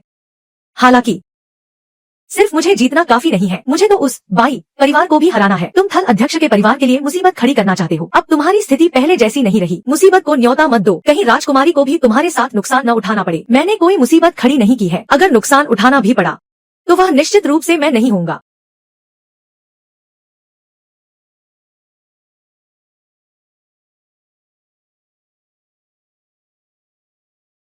यह सज्जन क्या आप वही हैं जो हमारे शराबखाने के साथ व्यापार करना चाहते हैं? जी हाँ, मैं सेन परिवार का मुखिया हूँ। मैं आपके साथ एक बड़ा सौदा करने आया हूँ। अगर यह सफल रहा तो आपका सेन परिवार फिर से दाशुन का शाही व्यापारी बन सकता है। मेरे छोटे भाई सेन परिवार के मुखिया, आप मजाक करना बंद करें। आपका सेन शराबखाना कभी दाशुन का शाही व्यापारी हुआ करता था। कितनी शान शौकत थी, लेकिन थल अध्यक्ष के परिवार ने आपको दबाया और बर्बाद कर दिया, सब कुछ छीन लिया। क्या आपको बुरा नहीं लगता? इतना बड़ा सेन परिवार तीसरे दर्जे का परिवार बन गया। सेन परिवार के लोग बिखर गए। अंत में केवल आप ही बचे हैं जो इसे बड़ी मुश्किल से संभाल रहे हैं। क्या आपको नफरत नहीं होती? मैं और क्या कर सकता हूँ?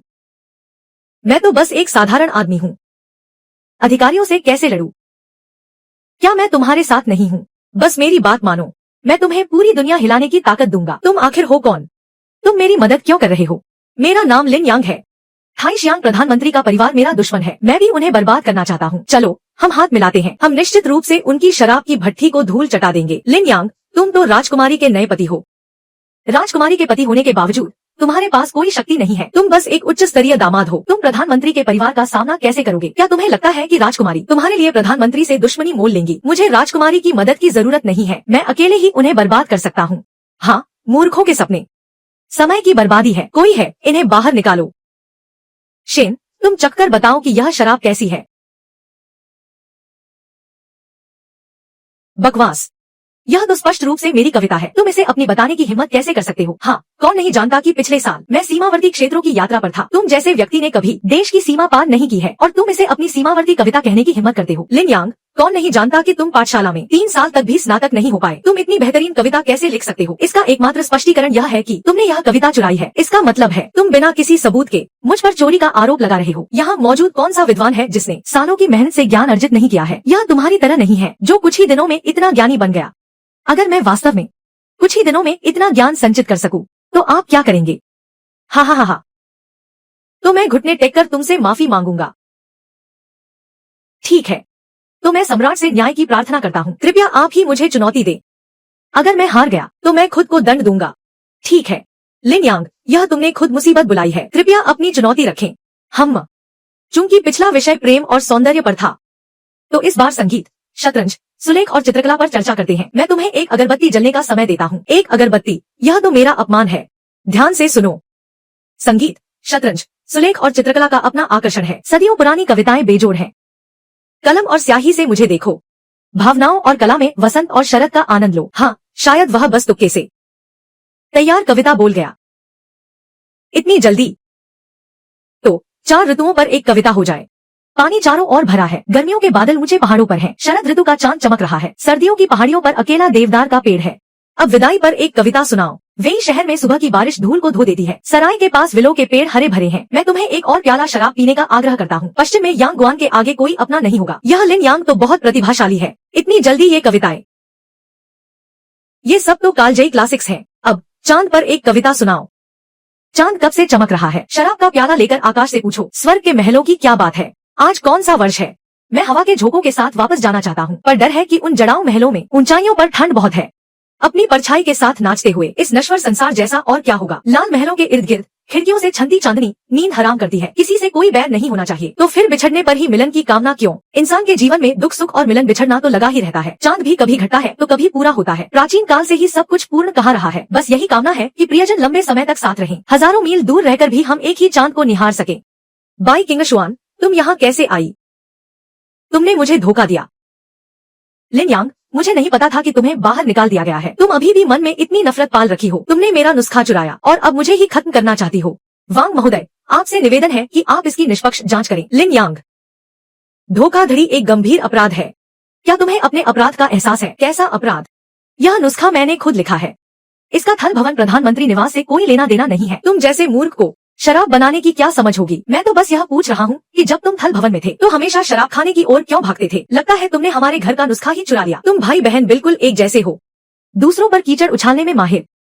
बाई किंगशुआन, क्या तुम भूल गई कि पहले न्याय विभाग में क्या हुआ था? वह एक दुर्घटना थी। दोनों बातों को एक साथ मत जोड़ो। बस करो। तुम्हें इस तरह नाटक करते देख मुझे भी थकान हो रही है। मैंने सोचा था कि तुम कम उम्र में अकेले शेन परिवार को संभाल रही हो तो शायद तुम कोई काबिल इंसान होगी, पर तुम तो बस एक ऐसी कुतिया निकली जो मार खाकर फिर से खड़ी नहीं हो सकती। तुमने खुद को राजकुमारी के साथ जोड़ लिया है, तो अब मुझ पर उंगली उठाने की तुम्हारी क्या औकात है? मैं इस तरह के ढोंग से तंग आ चुका हूँ। बस तुम्हें धोखा देकर बाई महोदया मुझे करियर में आगे बढ़ने में मदद कर सकती हैं और शेन परिवार फिर से खड़ा हो पाएगा। एक मूर्ख भी जानता है कि क्या चुनना है।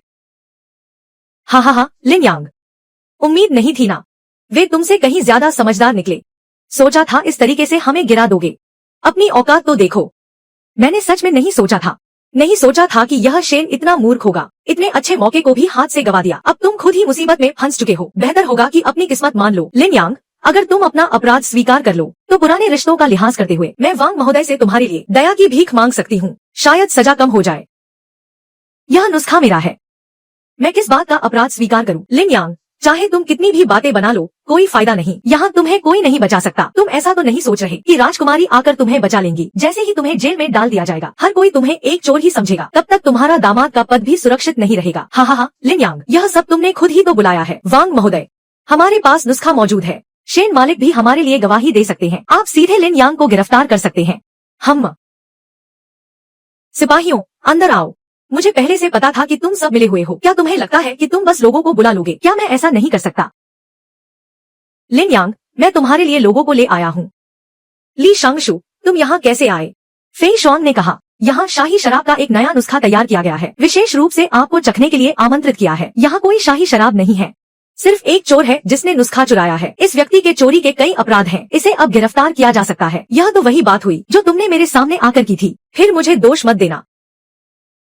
तुम कहते हो कि मैंने तुम्हारा नुस्खा चुराया है, पर तुम्हारे पास कोई सबूत भी तो नहीं है। क्या तुम लोग अब अधिकारी बनकर सिर्फ बातों से ही फैसले सुनाओगे? हमारा बाई परिवार दशकों से शराब बना रहा है। हर साल हम अपने नुस्खे को बेहतर बनाते हैं। तुम्हारे हाथ में जो नुस्खा है वही मैंने तैयार किया है, बस अभी उत्पादन में है, अभी बाजार में नहीं आया है। अगर तुम्हें यकीन नहीं है तो शराब खाने के लोगों को बुलाकर जाँच कर लो। ठीक है, तुम लोग बस यही कर सकते हो। मैं बस तुमसे एक बात पूछना चाहता हूँ। क्या तुम यह कह रहे हो कि यह तुम्हारे शराब खाने का सबसे बेहतरीन नुस्खा है? देखो, उसने मान लिया कि नुस्खा चुराया है। बिल्कुल, यह वाकई हमारे शराब खाने का सबसे बेहतरीन नुस्खा है। अगर मैं इससे भी बेहतर शराब बना सकूं तो। हाँ, लिन यांग, क्या तुम पागल हो गए हो? क्या तुम्हें लगता है कि तुम अकेले हमारे पूरे बाई शराब खाने का मुकाबला कर सकते हो? यह तो पत्थर की लकीर जैसा सच है। मुझे मुकाबला करने की जरूरत नहीं है। जरूरत है या नहीं, यह तुम तय नहीं करोगे। शांगशु महोदय, आपकी क्या राय है? मेरा मानना है फॉर्मा की बात में दम है। नुस्खा किसका है यह साबित करने के लिए बस अपनी क्षमता का प्रदर्शन करना ही काफी है। अगर ऐसी बात है तो मुकाबला ही सही। वैसे भी हमारे बाई शराब खाने ने एक और नुस्खा विकसित किया है, फलों की शराब। एक अलग ही स्वाद है। ठीक है, शायद कुछ लोग अभी भी नहीं जानते। ऐसी चुनौती देने की हिम्मत भी कैसे हुई? अपनी मौत को खुद बुला रहे हो। हाँ, ठीक है, तो यही तय रहा। मैं शेन शराब खाने में ही शराब बनाऊंगा। 2 घंटे बाद सच सबके सामने होगा। लिन यांग, क्या तुम्हें नुस्खा याद नहीं आ रहा? क्या मैं तुम्हें यहाँ से भगा ले जाऊं? मुझे नुस्खा याद नहीं है, ऐसी बात नहीं है। मेरे पास इतने नुस्खे हैं कि मैं चुन रहा हूँ। अब वक्त क्या हो गया है? तुम अभी भी बहाने बना रहे हो। राजकुमारी ने मुझे तुम्हारे साथ रहने को कहा है। मैं तुम्हें कुछ होने नहीं दे सकती। क्या मैं जिंदगी भर छिपता रहूंगा? यह बहुत ही कायरतापूर्ण है। इस बार मैं जरूर लड़ूंगा। बाई किंगशुआन एक घमंडी औरत है, उसे मेरे लिए मुसीबत खड़ी करने दो। ठीक है, मैंने फैसला कर लिया है, यही इस्तेमाल करूंगा। सोचा नहीं था कि इस नुस्खे से बनी शराब इतनी सुगंधित होगी। दीदी, अब हम बहुत अमीर हो सकते हैं। यह हमारे परिवार का नुस्खा है, इसका स्वाद तो लाजवाब होगा ही। ओह, सही कहा। हाँ, दीदी, आप वाकई शराब बनाने की प्रतिभा है। यह लिन यांग अभी तक बाहर क्यों नहीं आया? क्या तुम भागने की सोच रहे हो? अभी तो 2 पहर भी नहीं बीते हैं। मैं अकेला ही हूँ। इतनी जल्दी क्या है? तुम्हारे दोनों हाथ खाली देखकर लगता है तुम कुछ कर नहीं पाए। अच्छी शराब कोई पानी तो नहीं है। इतनी मेहनत क्यों कर रहे हो? यही तो फंसे हो। दोनों महानुभाव, कृपया चखें। दामाद जी, यह फलों की शराब तो बहुत ही साफ और मीठी है, गले से सीधे उतर गई। मैंने आज तक कभी नहीं पी ऐसी बेहतरीन शराब। मुझे लगता है कि बाई परिवार की शराब भट्टी की फलों की शराब इससे कहीं अधिक शुद्ध है। दामाद जी द्वारा बनाई गई शराब से तो बेहतर ही है। और बाई परिवार की शराब भट्टी का यह घड़ा फलों की शराब भी बहुत स्वादिष्ट है। इसका स्वाद तो जुबान पर ही रह जाता है। मेरा मानना है कि बाई परिवार की शराब भट्टी जीत गई। देखा लिन यांग, तुम हार गए। हाँ, मुझे पहले से पता था कि तुम लोग मुकर जाओगे। अच्छा हुआ मैंने पहले से तैयारी कर रखी थी। फेई शुआंग, शराब लाओ।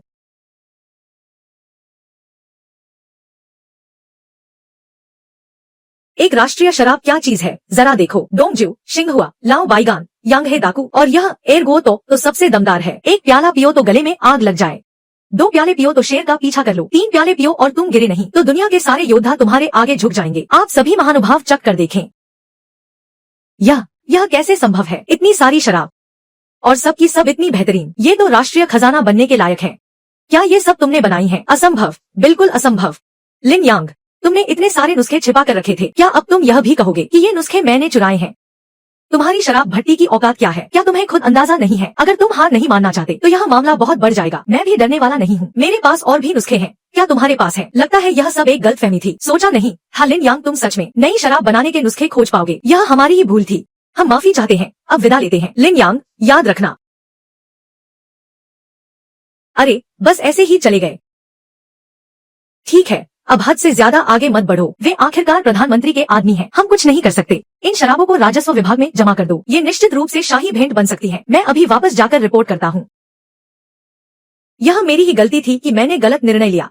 माफ कीजिएगा दामाद जी।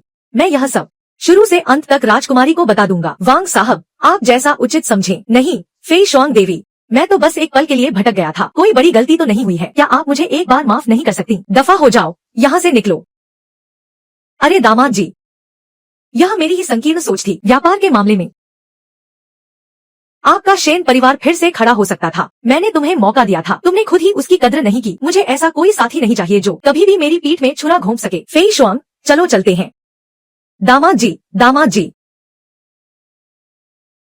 लिन यांग, अब शेन परिवार की शराब भट्टी के साथ सहयोग करना संभव नहीं है। तुम प्रधानमंत्री कार्यालय से कैसे निपटोगे? अगर रास्ता बंद है तो नया रास्ता बनाना ही होगा। और वैसे भी मेरे पास इतने सारे नुस्खे मौजूद हैं। जी किंग युआन जरूर बेचैन हो उठेगा जैसे ही वह घबराएगा। मेरे पास हजारों तरीके हैं। सावधान। युवा राजकुमार, युआन ले, तुम यहाँ कैसे?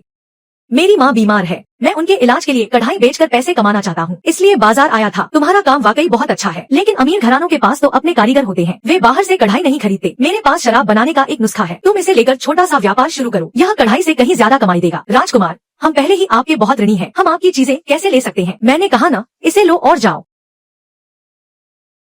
सोचा न था कि दामाद जी इतने दयालु और उदार भी हैं। वह नुस्खा तो हजारों सोने की मोहरों के बराबर है और उन्होंने इतनी आसानी से दे दिया। ऐसी चीजें तो मेरे पास ढेर सारी हैं। यह तो बस एक छोटी सी मदद है।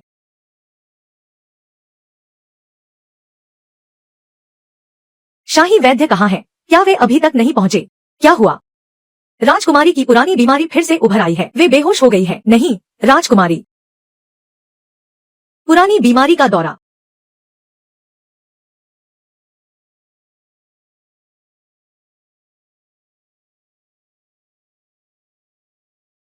राजकुमारी, आप कैसी हैं?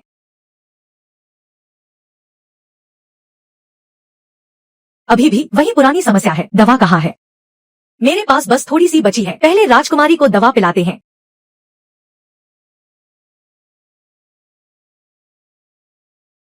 रुको रुको, यह दवा राजकुमारी को नहीं दी जा सकती। तुम क्या कर रहे हो? यहाँ से दफा हो जाओ। इस दवा में जहर है। इसे राजकुमारी को पिलाने से उनकी हालत और बिगड़ जाएगी। क्या इस दवा में समस्या है? लेकिन राजकुमारी तो हमेशा से इसी दवा से ठीक होती आई है। अब बहुत देर हो चुकी है। क्या तुम अभी भी इस बेकार इंसान की बेतुकी बातों पर यकीन कर रहे हो? अगर तुम राजकुमारी को दवा नहीं पिलाओगे तो मैं पिलाऊंगा। इस गोली में सीसा और पारा है। भारी धातुओं की मात्रा सीमा से बहुत अधिक है। लंबे समय तक सेवन करने से मृत्यु भी हो सकती है। क्या तुम लोग चाहते हो कि राजकुमारी जल्दी मर जाए? तुम लूहे, रुक जाओ। यह दामाद जी है, हमारे स्वामी हैं। आप उनके साथ ऐसी बदतमीजी नहीं कर सकते। क्या वह इसके लायक भी है? खांसते हुए राजकुमारी, आप जाग गई। यह शोर कैसा है? राजकुमारी, आपको अभी पुरानी बीमारी का दौरा पड़ा था। मैं आपको दवा पिलाकर बचाना चाहता था, लेकिन दामाद जी ने उसे छीनकर फेंक दिया और ऊपर से कह रहे हैं कि दवा में जहर है। राजकुमारी, पहले जब भी आप बेहोश होती थी तो कम से कम एक दिन रात बाद ही होश आता था। इस बार इतनी जल्दी होश आ गया। इसका मतलब है कि वह गोली वाकई असरदार है। दामाद जी में भले ही और कोई हुनर न हो, पर बकवास करने में इनका कोई सानी नहीं है। लूहे, फेई शुआंग, तुम सब बाहर जाओ। मुझे दामाद जी से कुछ बात करनी है।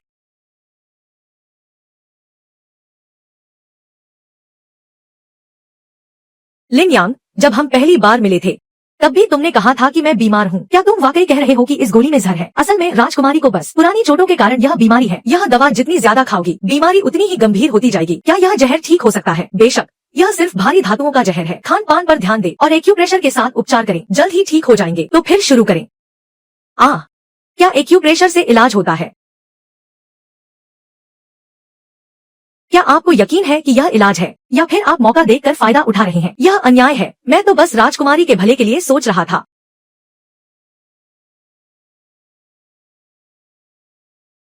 महाशय, क्या यह राजकुमारी का महल है? हाँ, बिना अनुमति के किसी को भी अंदर आने की इजाजत नहीं है। क्या वह व्यक्ति भी यहीं रहता है? मैं दामाद की माँ हूँ, मुझे उनसे जरूरी काम है। मैं आपके लिए सूचना दे देता हूँ। ठीक है, बहुत बहुत धन्यवाद। क्या करने आई हो? यह कौन है? लो है महाशय, वह कह रही है कि वह दामाद की माँ है, दामाद से मिलने आई है। यह राजकुमारी का महल है, यहाँ कोई भी नहीं आ सकता, जल्दी यहाँ से निकलो। महाशय, घर पर मुसीबत आ गई है, मुझे वास्तव में यांग से मिलना है, कृपया मेरी मदद करें।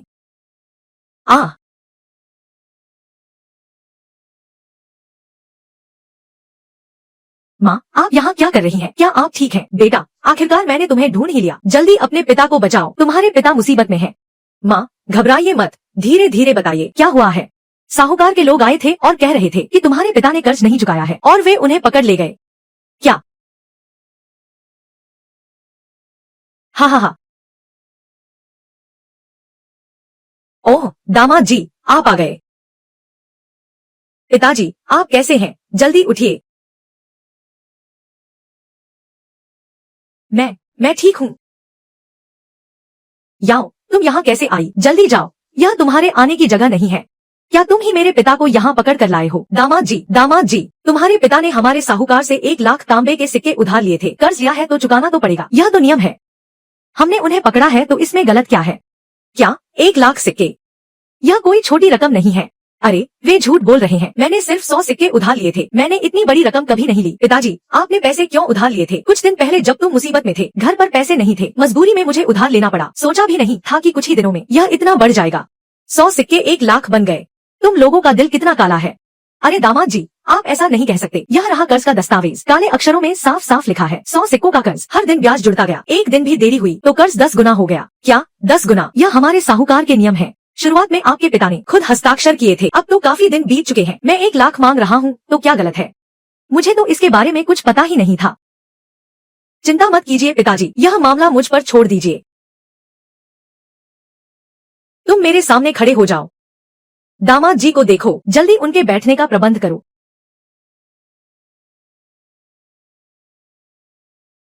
आइए दामाद जी, आप बैठिए। जरा बताओ, तुम्हारी इस साहूकारी की क्या शर्तें हैं? क्या ये तर्कसंगत लग रहा है? ये तो आपसी सहमति की बात है, इसमें तर्कहीन क्या है?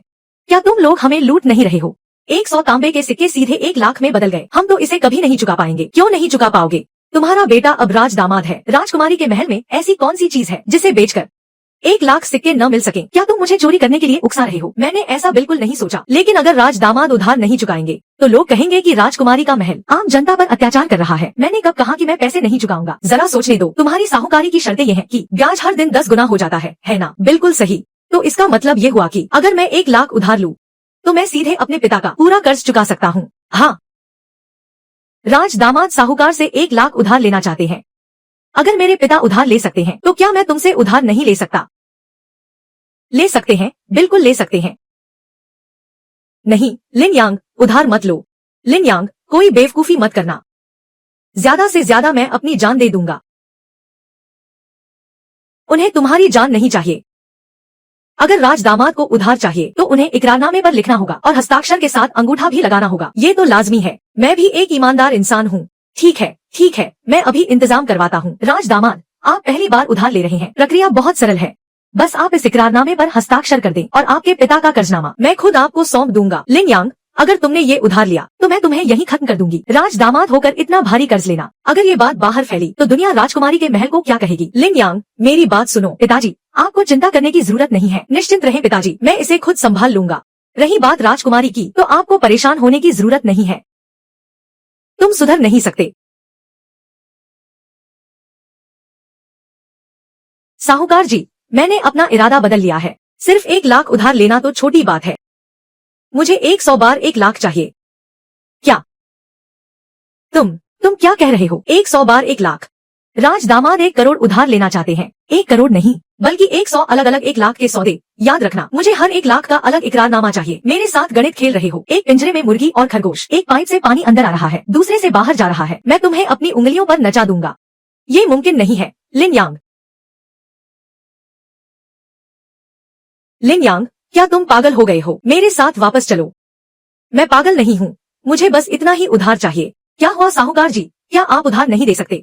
ये रकम कुछ ज्यादा ही बड़ी है, मुझे अपने मालिक से पूछना होगा। महामहिम, वो राज दामाद लिन यांग हमसे 100 बार 1 लाख उधार मांग रहा है। क्या वो लिन यांग, वो बेवकूफ, आखिर 100 बार 1 लाख उधार क्यों मांग रहा है? हा हा हा, बेवकूफ तो बेवकूफ ही होता है। 1 करोड़ नहीं, 1 करोड़, 100 बार 10 लाख कहना होगा। हा हा हा, उधार दो, जल्दी उधार दो। लेकिन राजकुमार, हमारे पास इतनी नकदी नहीं है। बेवकूफ, बस एक बार उसने कर्ज का कागज साइन कर दिया तो अगले ही दिन हम कानूनी तौर पर राजकुमारी के महल जाकर पैसे मांग सकते हैं। देखते हैं राजकुमारी कैसे चुकाती है। याद रखना, उससे जल्दी साइन करवाना। एक बार यह बड़ी मछली हाथ से निकल गई तो मैं तुम्हारा सिर कलम कर दूंगा। जी मालिक, मैं अभी करता हूँ।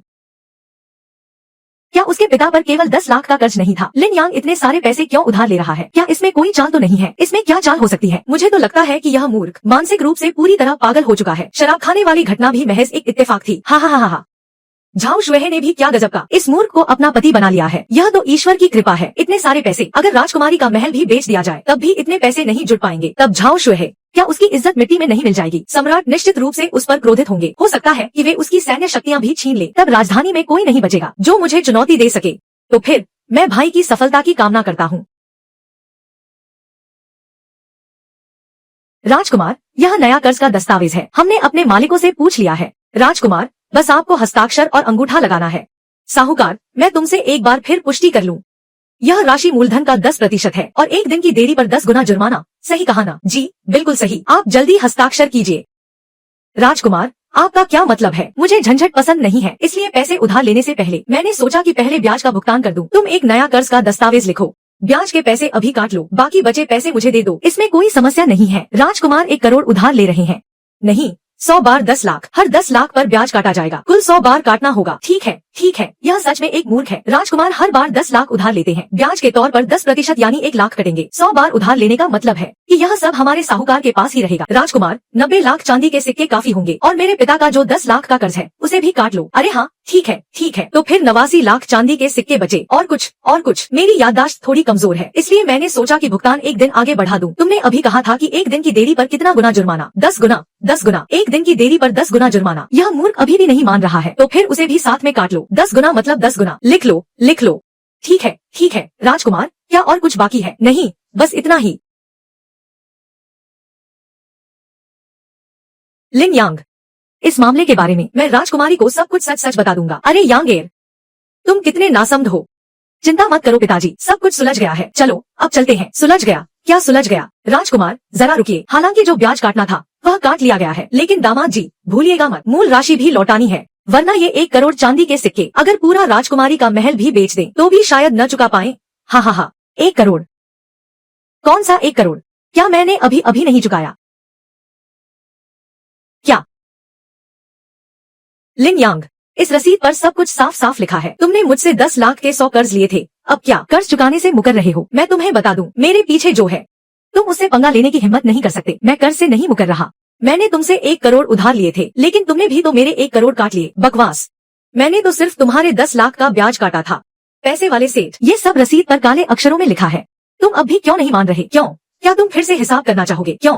क्या तुम फिर से हिसाब करना चाहोगे? कैसे भी हिसाब करो, वो 10 लाख ही होता है। हर 10 लाख पर 1 लाख का ब्याज, 1 दिन की देरी पर 10 गुना जुर्माना, 1 दिन की देरी पर 10 गुना जुर्माना। 1 करोड़ पर 10 लाख का ब्याज, तो 1 लाख का ब्याज हुआ। 10 गुना जुर्माना यानी 1 करोड़। नहीं, तुम जो चुका रहे हो वो मूल राशि नहीं है। लिन यांग, तुमने मुझे फंसाया, तुमने मुझे धोखा दिया।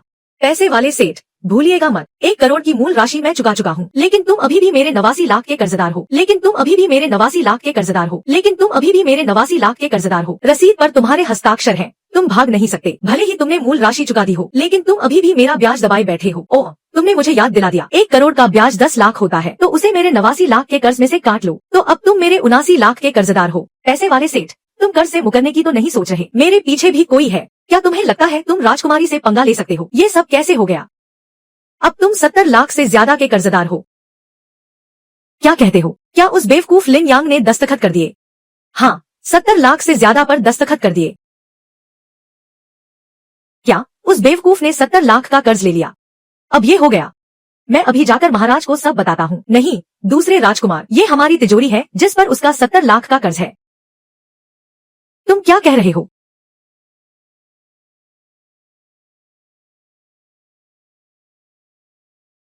$70 लाख से ज्यादा? जल्दी पैसे लौटाओ। क्या तुम कर्जदार बनकर भागना चाहते हो क्या? लिन यांग, हद मत पार करो। क्या ये दूसरे राजकुमार नहीं है तो ये तिजोरी तुम्हारी है। तुम सही समय पर आए हो। इस तिजोरी पर मेरा 70 लाख से ज्यादा का कर्ज है, जल्दी से ये पैसे लौटा दो। लिन यांग, तुम्हारे पिता का कर्ज मैं चाहूँ तो उसे माफ कर सकता हूँ। सब कुछ खत्म कर देते हैं, बात यहीं खत्म करते हैं। जब तुमने मुझसे रसीद लिखवाई थी तब तुमने ये क्यों नहीं सोचा कि बात यहीं खत्म कर दे? मैं सहमत नहीं हूँ। लिन यांग, अपनी हद में रहो। तुम्हें क्या लगता है तुम ये पैसे वसूल पाओगे? मैं वसूल नहीं पाऊंगा तो फिर मैं अपनी पत्नी को कहूंगा कि वो शाही सेना लेकर तुमसे वसूली करे। कर्ज लिया है तो चुकाना ही होगा, ये तो तुमने ही कहा था। लिन यांग, क्या आज तुम मुझसे भिड़ने का ही मन बना चुके हो? शुरुआत किसने की थी? राजकुमार, आप तो सब जानते ही हैं। आज मैं सब साफ साफ कह देता हूँ, यह पैसा तुम्हें चुकाना ही होगा। लिन यांग, तुम्हारी औकात ही क्या है? मुझसे धमकी देने की हिम्मत कैसे हुई? एक मामूली दामाद होकर क्या तुम्हें सच में लगता है कि तुम ऊंची डाल पर बैठकर मोर बन गए हो? नहीं, दामाद बनकर रहने का मजा ही कुछ और है। मैं तुम्हारे हाथ पैर तोड़ दूंगा, तुम्हारी जुबान खींच लूंगा, देखता हूँ फिर तुम दामाद कैसे बने रहते हो। राजकुमार, क्या आप ऐसा करने की हिम्मत करेंगे? ऐसी क्या चीज है जो मैं नहीं कर सकता? यहाँ से दफा हो जाओ। आह आह आह, वह चौथे दर्जे का योद्धा है, मैं उसे हरा नहीं पाऊंगा। लिन यांग, जल्दी भागो।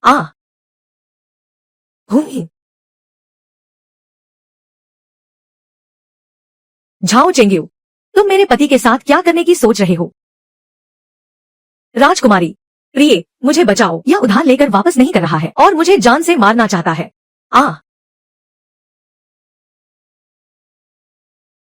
राजकुमारी, आप यहाँ कैसे आई?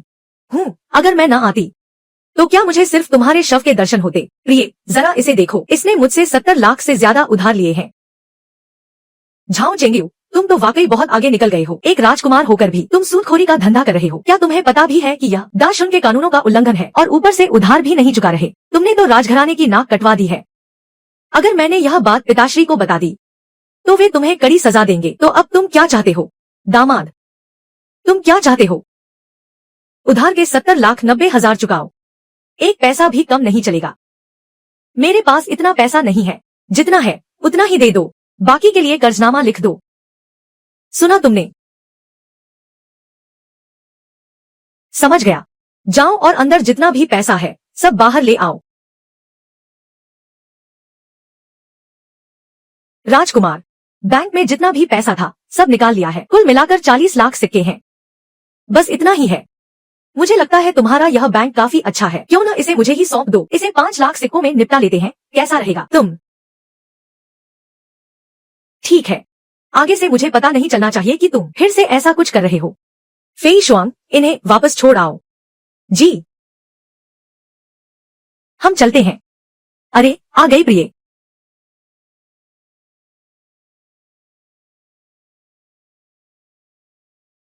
राजकुमारी, लिन यांग गणित कैसे जानता है? तुम 3 साल से उसके साथ रह रही हो, क्या तुम्हें यह भी नहीं पता? राजकुमारी, मुझे वाकई नहीं पता। किसी काम के नहीं, यहाँ से दफा हो जाओ। मैं तुम्हें टुकड़े टुकड़े कर दूंगा।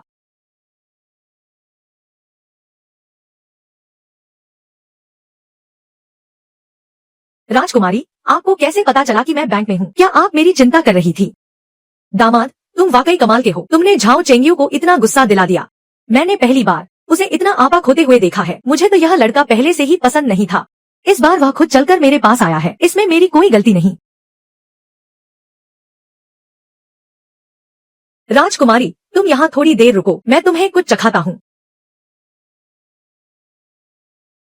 अरे कुमार,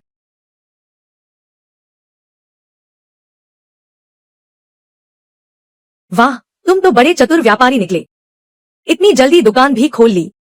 मुझे 2 बोतलें दे दो, आप सीधे ले लीजिए, यह तो वैसे भी आपका ही नुस्खा है। मैं आपसे पैसे लेने की हिम्मत कैसे कर सकता हूँ? तो फिर धन्यवाद, मैं आ गया। राजकुमारी,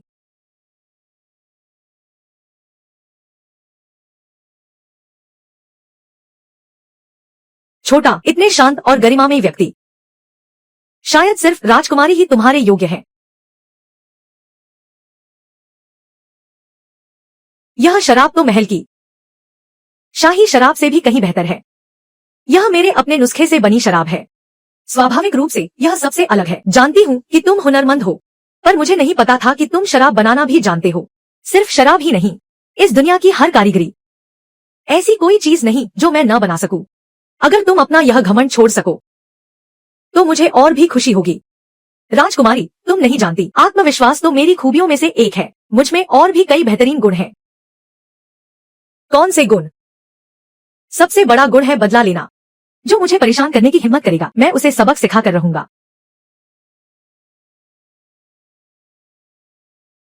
भूमि। लिन यांग, तुम यह क्या कर रहे हो? हाँ, किसने तुम्हें इतनी हिम्मत दी कि मेरी माँ पर हाथ उठाने की जुर्रत की? क्या हुआ? वह खुद ही गिर गई थी। इसमें मेरा कोई लेना देना नहीं। यह सब इसलिए हुआ क्योंकि तुमने उसे दरवाजे पर रोक दिया, उसे अंदर नहीं आने दिया। मेरी माँ जब मुझसे मिलने आए तो क्या उन्हें तुम्हारी अनुमति की जरूरत है? लो है, यह स्थिति सच है।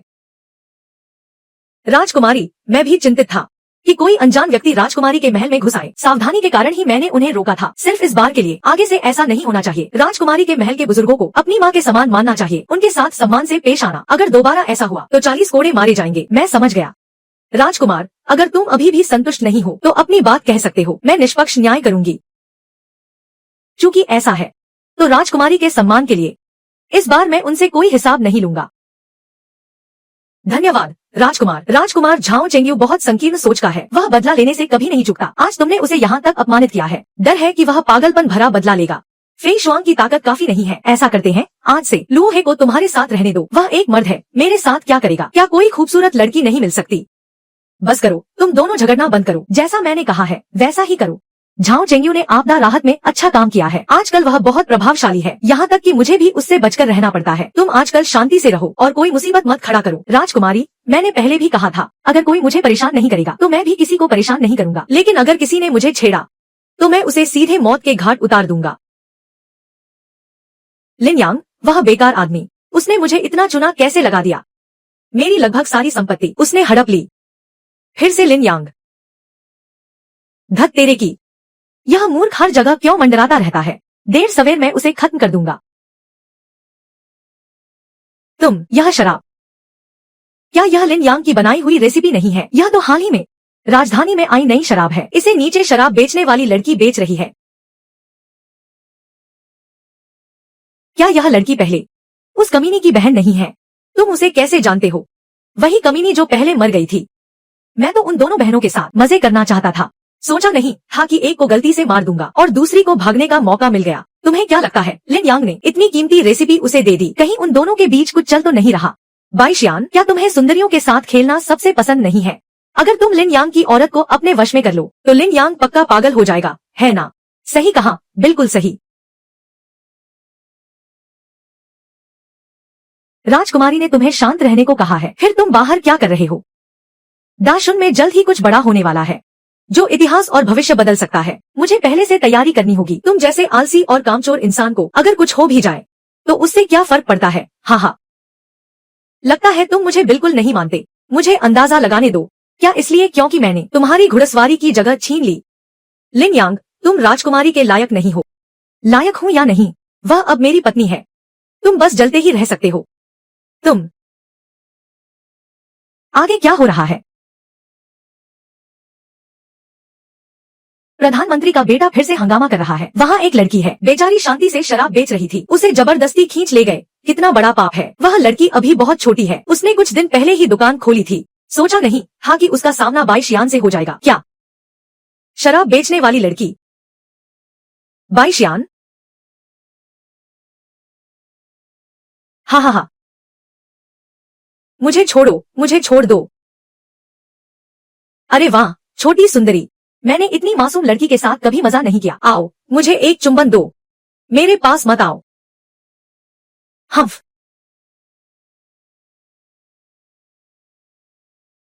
मैं लिन यांग से कहीं ज्यादा ताकतवर हूँ। तुम्हारी बहन ने मेरे साथ बहुत मजा किया था, क्या तुम आजमाना नहीं चाहती? तुम जानवर हो।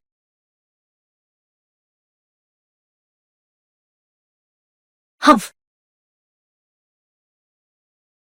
छोटी लड़की, तुम काफी जिद्दी हो, पर मुझे तुम जैसी ही पसंद है। आ आ कमीने, तुमने मुझे काटने की हिम्मत कैसे की? क्या कमीनी, मैं तुम्हें तड़पा तड़पा कर मारूंगा। तुम्हें नीचे भेज दूंगा ताकि अपनी उस मरी हुई बहन के साथ रह सको। यून लुओ, नहीं।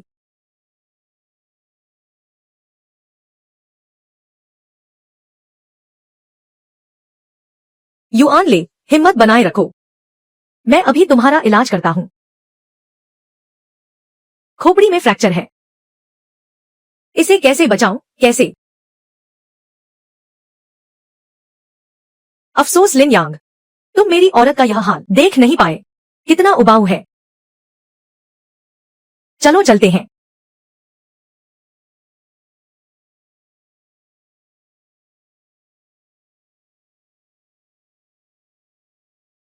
क्या देख रहे हो, सब बिखर जाओ।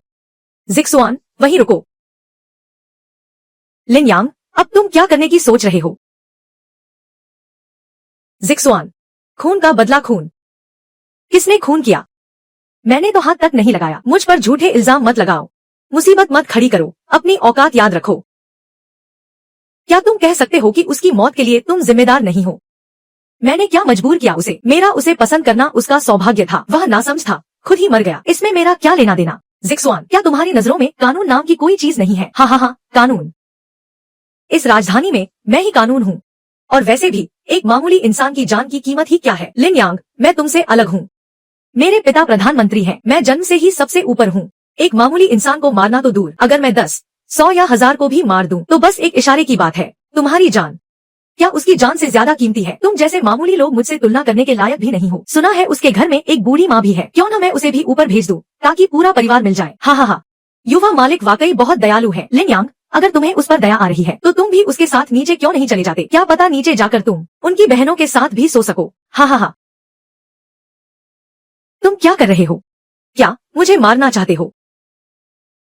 आओ, यहाँ वार करो। क्या तुम में हिम्मत है?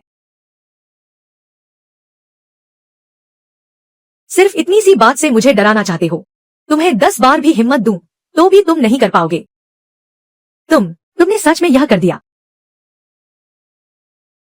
ऐसी क्या चीज है जो मैं नहीं कर सकता?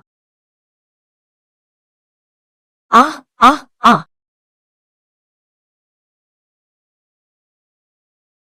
युवा मालिक, क्या तुम पागल हो गए हो? तुमने सबके सामने जिक्सुआन को मार डाला। क्या तुम जानते नहीं कि वह कौन है? एक मामूली इंसान की जान के लिए तुमने पूरे राजकुमारी के महल को मुसीबत में डाल दिया। तुम बिल्कुल बेवकूफ हो। अगर तुम राजकुमारी के आदमी न होते तो मैं तुम्हें भी मार देता। अब अपनी मौत का इंतजार करो। क्या हुआ? तुम लोग क्या कर रहे हो? महाराज, लिन यांग ने सबके सामने मेरे बेटे की हत्या कर दी। आपसे न्याय की प्रार्थना है।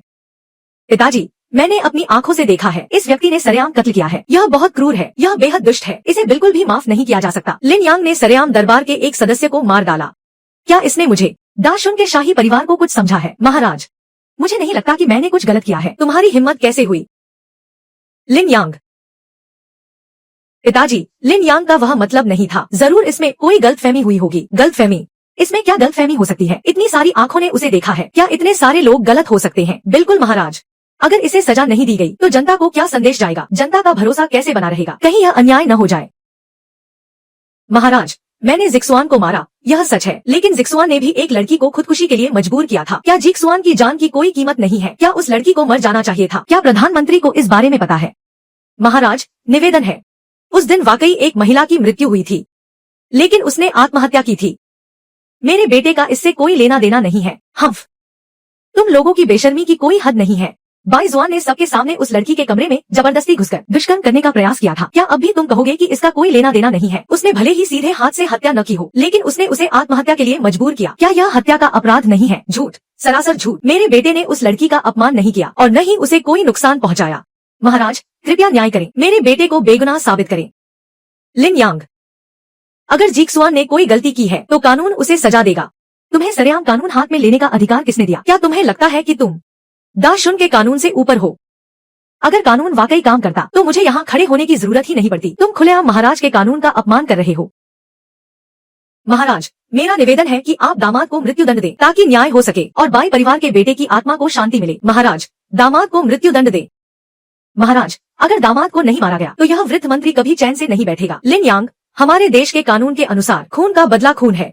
मैं अभी तुम्हें मृत्युदंड सुनाता हूँ, क्या तुम्हें यह मंजूर है? मुझे मंजूर नहीं। ज़ीक्सुआन ने बहुत पाप किए थे, मैंने उसे मारकर न्याय किया है, मैं बेगुनाह हूँ। लिन यांग, तुम्हारी हिम्मत कैसे हुई? पिताजी, लिन यांग पहले नासमझ था, उसका स्वभाव सरल था, वह कानून से अनजान था, इसलिए उसे माफ किया जा सकता है। कृपया उसे एक मौका और दे। राजकुमारी, मेरे लिए सिफारिश न करें, जो मैंने किया है उसका परिणाम मैं खुद भुगतूंगा। महाराज जो भी सजा देंगे मुझे स्वीकार है, लेकिन मुझे अभी भी कुछ कहना है। तुम चाहे कितनी भी सफाई दे लो, मौत से नहीं बच पाओगे, लेकिन मैं मर नहीं सकता, क्योंकि दा शुन को मेरी जरूरत है। हा, लिन यांग, क्या तुम्हें नहीं लगता कि तुम खुद को कुछ ज्यादा ही समझ रहे हो? दा शुन को तुम्हारी जरूरत है, आखिर तुम्हें किस काम के लिए जरूरत है? हत्या करने के लिए? हा, यह तो मजाक है। लिन यांग, अब तुम चाहे पागल होने का नाटक करो, तब भी तुम्हें मृत्युदंड से कोई नहीं बचा सकता। तुम्हें जुआन के लिए अपनी जान देनी ही होगी। जुआन जैसा दुष्ट इतने दिनों तक जीवित रहा, मैं उससे कहीं ज्यादा लंबी उम्र जीऊंगा। झाओ चेंगियू, तुम्हारी मौत भी अब दूर नहीं है। बोलते समय जरा संभल कर रहो, मुझे तो लगता है कि तुम खुद अपनी जान बचाने में असमर्थ हो। तुम मुझे श्राप दे रहे हो।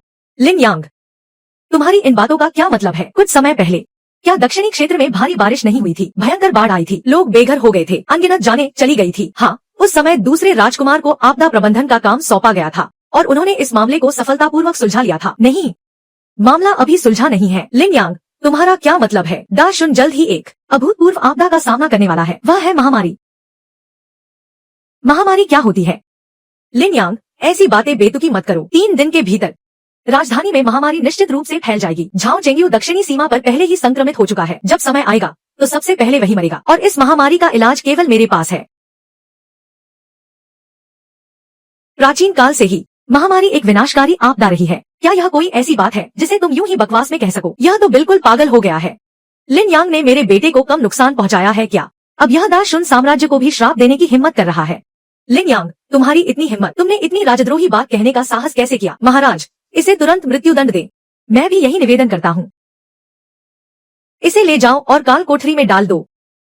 3 दिन बाद इसे सबके सामने फांसी दी जाएगी। महाराज का निर्णय सर्वोपरि है, चिंता मत करो। हाँ, सच में यह मूर्ख बिल्कुल पागल है। हाँ, राजकुमारी, मुझे समझ नहीं आता कि तुमने इस निकम्मे को अपना पति कैसे चुन लिया। क्या तुम्हारा दिमाग युद्ध के मैदान में कहीं खो गया है? हाँ।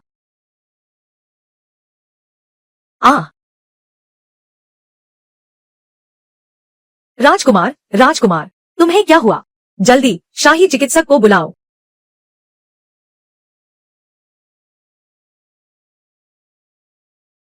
यह क्या हो रहा है? राजकुमार को क्या हुआ? महाराज, राजकुमार महामारी से संक्रमित हो गए हैं। क्या कहा?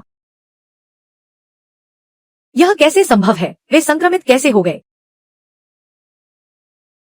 महाराज, दक्षिण पश्चिम से आपातकालीन संदेश, दक्षिण पूर्व से भी आपातकालीन संदेश, राजधानी में महामारी फैलने की सूचना। जल्दी बताओ, आखिर यह महामारी क्या है? महाराज, महामारी की शुरुआत दक्षिणी सीमा से हुई है, अब यह हर जगह फैल चुकी है। राजधानी में भी बहुत से लोग बीमार हैं, जनता महामारी की चपेट में है। अचानक यह महामारी कैसे आ गई? क्या वह लड़का सच कह रहा था? शाही चिकित्सक ली, क्या इस महामारी का कोई इलाज है? महाराज, प्राचीन काल से ही महामारी का कोई उपचार नहीं रहा है। जल्दी लिन यांग को बुलाओ। महाराज को प्रणाम। पता नहीं महाराज ने मुझे क्यों बुलाया। एक मृत्युदंड पाए कैदी से उन्हें क्या काम है? लिन यांग, क्या तुमने 3 दिन पहले कहा था कि राजधानी में महामारी फैलेगी?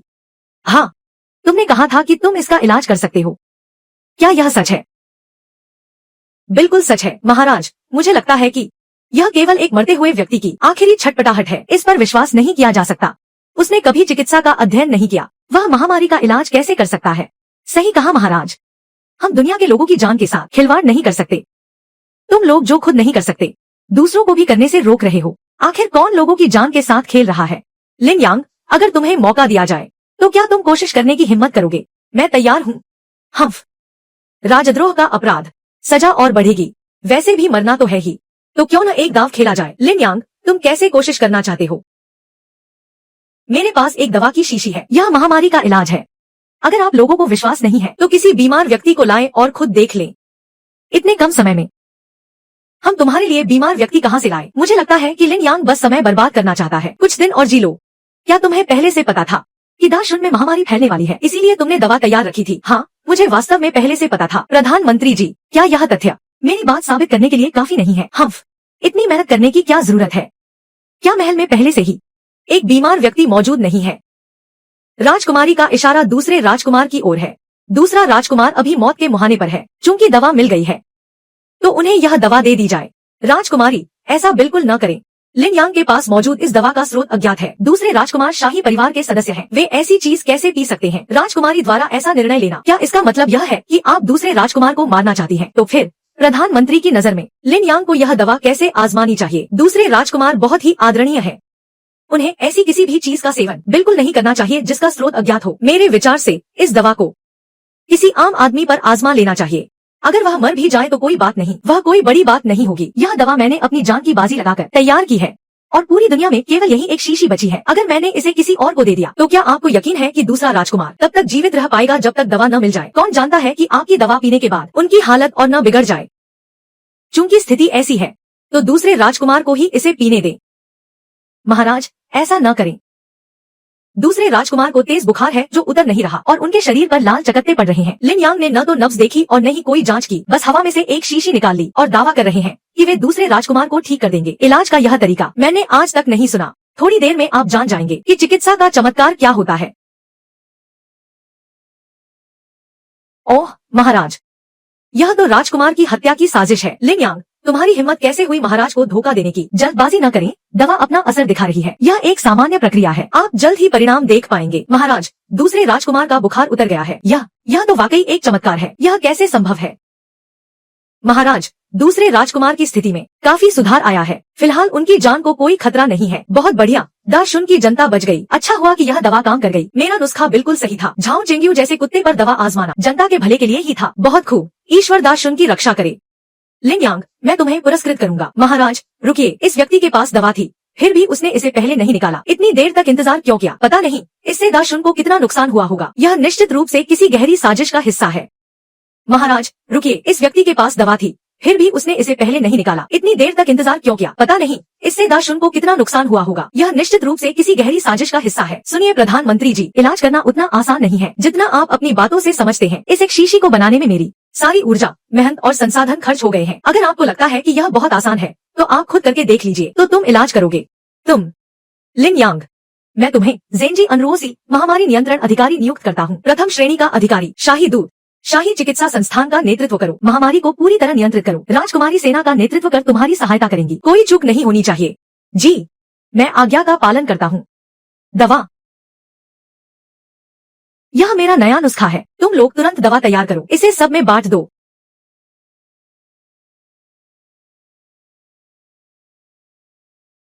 तुम्हारी दवा के कारण महामारी अब काफी हद तक नियंत्रण में है। लिन यांग, यह सब तुम्हारी मेहनत का फल है।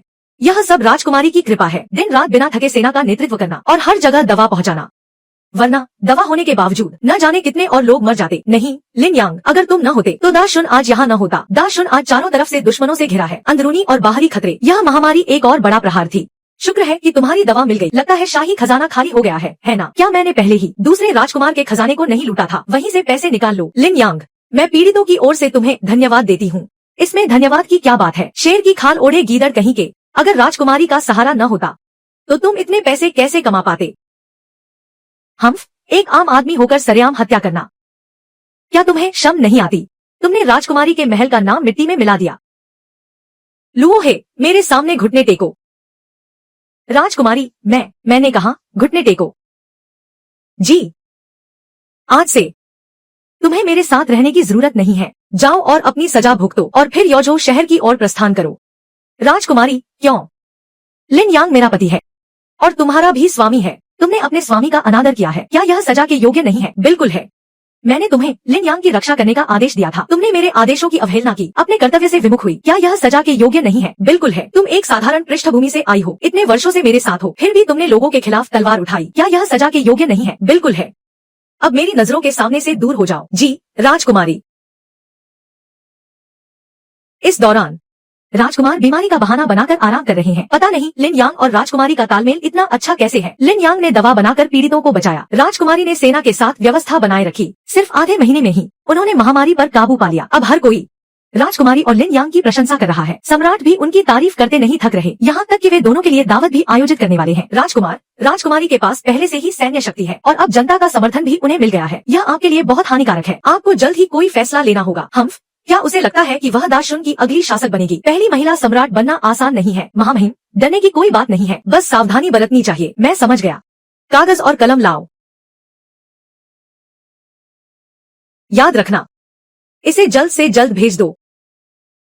जी महामहिम। यह दावत मुख्य रूप से हमारे दामाद की प्रशंसा के लिए है।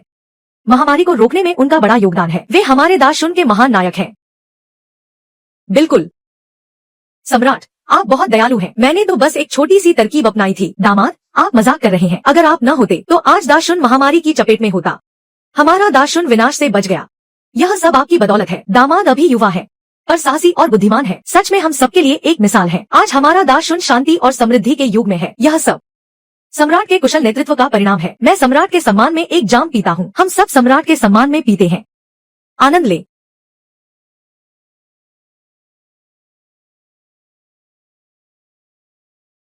सम्राट, रिपोर्ट है। योझो से 800 मील की आपातकालीन सूचना है। बेईरोंग के 80,000 घुड़सवारों ने सीमा पार कर ली है। उन्होंने चीझो, डिंगझो और योझो के 3 शहर जीत लिए हैं। उनकी सेना सीधे राजधानी की ओर बढ़ रही है। क्या रिपोर्ट? बेईरोंग के राजकुमार वुलिये अपने दूतों के साथ महल में प्रवेश कर चुके हैं। वे महल के द्वार पर पहुंच चुके हैं। बेईरोंग का वुलिये महल के द्वार पर कैसे आ गया? मुझे अभी पता चला है। मैंने इतनी बड़ी सेना पाल रखी है। क्या वे सब निकम्मे हैं? राजकुमारी, क्या तुम्हें अपनी गलती का एहसास है? चीझो, योझो और डिंगझो तुम्हारी जिम्मेदारी थे। आज उन्हें इतनी आसानी से जीत लिया गया। यह कर्तव्य में घोर लापरवाही है। मैं सम्राट से सजा की मांग करता हूँ। क्या बकवास कर रहे हो? अगर तुम लोगों ने साजिश न रची होती तो मेरी पत्नी को वापस क्यों बुलाते? क्या वह सीमा छोड़कर आती? महामारी के दौरान अगर उन्होंने भारी बर्फबारी के बीच ड्रैगन घुड़सवारों से अराजकता को न दबाया होता तो क्या तुम लोग आज चैन से जी पाते? तुम्हें यह कहने की हिम्मत कैसे हुई? उन्हें सजा देने की बात करते हो। दामाद, आप ऐसा नहीं कह सकते। क्या सीमा की रक्षा राजकुमारी की सेना नहीं कर रही थी? सीमा का पतन साबित करता है कि राजकुमारी अक्षम है। उन्हें सजा मिलनी ही चाहिए। दूसरे राजकुमार सही कह रहे हैं। हर साल इतना अनाज खाते हैं फिर भी सीमा की रक्षा नहीं कर पाए। बिल्कुल, सजा तो मिलनी चाहिए। सैनिक अनाज खाते हैं। क्या तुम्हारे घर का अनाज खाया है? चुकाने में तुम लोग सबसे पीछे रहते हो पर फायदा उठाने में सबसे आगे। जिन्होंने कभी युद्ध का मैदान नहीं देखा वे युद्ध की बातें कम ही करें। और तुम, क्या सही? क्या सही? दूसरे राजकुमार, क्या वे तुम्हारे पिता हैं? बकवास बंद करो। तुम्हें तो अपनी हर बात खुशबूदार लगती है। क्या तुम्हारे पास अपना कोई दिमाग नहीं है? बस करो, सब शांत हो जाओ। दुश्मन सामने है। यह शोर शराबा शोभा नहीं देता। महामहिम, बेईरोंग के राजकुमार वुलिये दूतों के साथ मिलने आए हैं। अब क्या किया जाए? पिताजी, हो सकता है कि वे किसी समझौते के लिए आए हों। क्यों न उनकी आने की वजह सुन ली जाए। सही कहा, उन्हें अंदर बुलाओ। हा।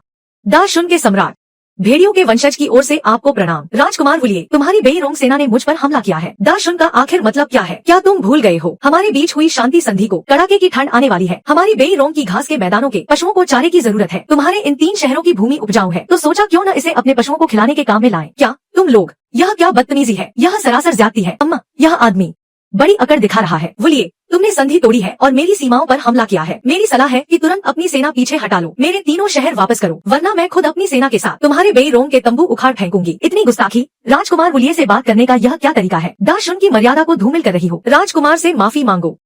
राजकुमारी, बहुत समय बाद मिले। तुम तो पहले से भी ज्यादा खूबसूरत हो गई हो। क्या इस जंगली की नजर मेरी पत्नी पर है? राजकुमार वुलिये, आखिर तुम सेना पीछे हटाने के लिए क्या चाहते हो? घास के मैदानों के सैनिक युद्ध के लिए भूखे हैं। उन्हें अनाज और जमीन चाहिए। दाशुन एक बहुत अच्छा देश है। मुझे कोई आपत्ति नहीं है अगर यह बेईरोंग का हिस्सा बन जाए। पाखंडी!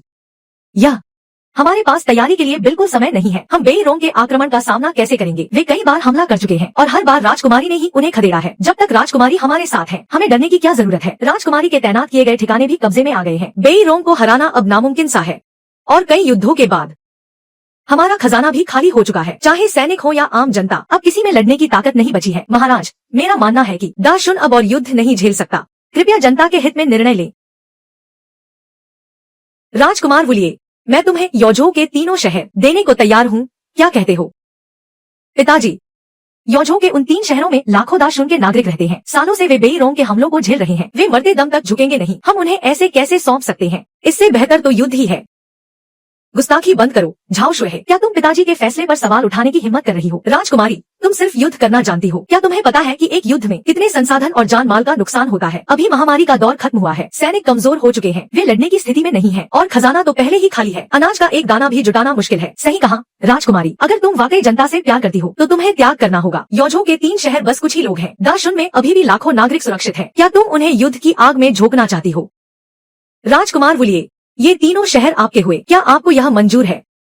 3 शहर काफी नहीं है क्या? तुम ठीक है, 5 प्रांत, बस 5 प्रांत। क्या राजकुमार इससे संतुष्ट हैं? दाशुन की ईमानदारी बस इतनी ही है। हर साल बेई रोंग को 10 लाख चांदी के सिक्के और देने होंगे। मंजूर है। 10 लाख सिक्के तो बस करों में थोड़ी बढ़ोतरी से मिल जाएंगे। हमारा दाशुन इतना तो जुटा ही सकता है। शांति के लिए जनता पर कर का बोझ डालना, तुम लोग तो वाकई बेशर्म हो। तो तुम क्या चाहते हो? 10 लाख सिक्कों के बदले देश की सुरक्षा। क्या यह सौदा बुरा है? बोलिए राजकुमार, तुम्हें और क्या चाहिए? हमारे बेई रोंग में महिलाओं की कमी है। मुझे लगता है कि दाशुन की युवतियां वंश बढ़ाने के लिए बिल्कुल उपयुक्त है। तो फिर मेरा दाशुन हर साल 1000 योग्य युवतियों को बेई रोंग भेजेगा।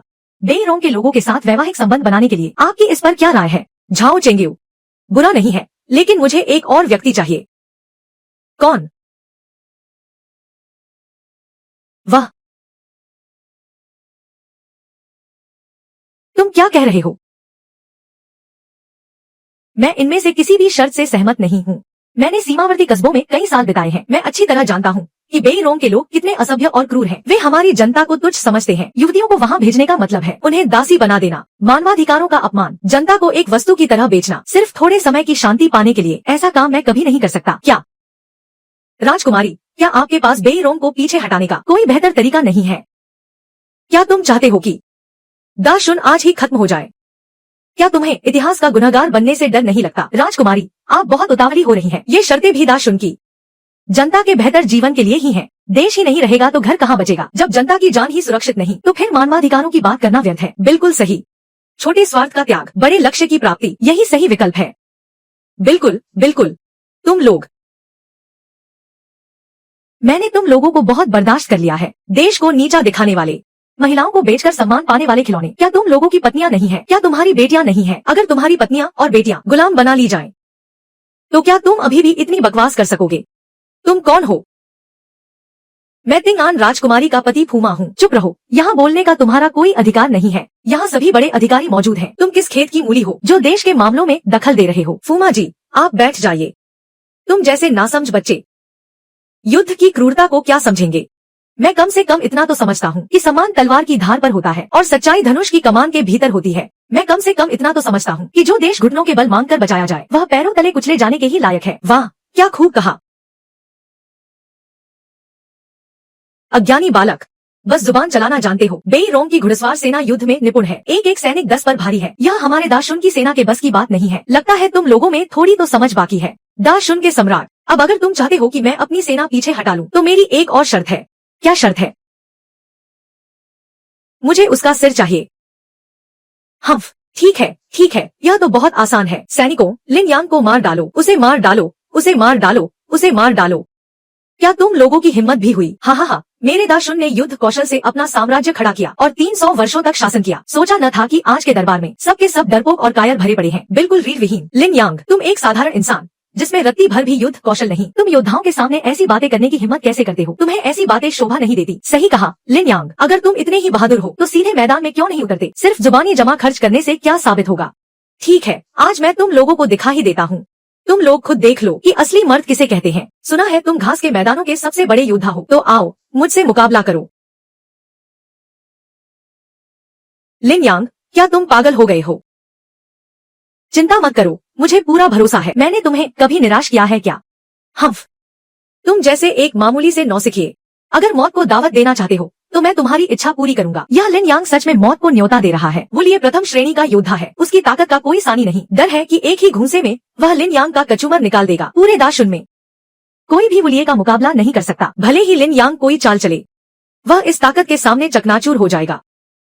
मेरी इस तलवार ने दाशुन के हजारों सैनिकों को काटा है, 500 से ज्यादा सिर कलम किए हैं, और तुम्हारा सिर तो एक कौड़ी का भी नहीं है। अगर तुम अभी घुटने टेक कर मुझसे माफी मांगो तो शायद मैं तुम्हें जल्दी मौत देने के बारे में सोच सकूं। बकवास बंद करो, जल्दी आओ और अपनी मौत देखो।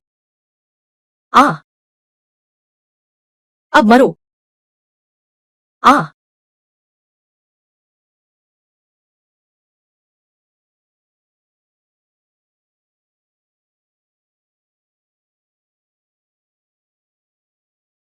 वो लिए मर गया। यह कैसे संभव है? राजकुमार, राजकुमार, हमारे राजकुमार को मारने की हिम्मत की। अब तुम सबका अंत निश्चित है। बेई रोंग की लौह सेना तुम्हारी राजधानी में घुसकर दाशुन की हर एक इंच जमीन को रौंद देगी। उसी ने मारा है, हमारा इससे कोई लेना देना नहीं है। हमें बख्श दो।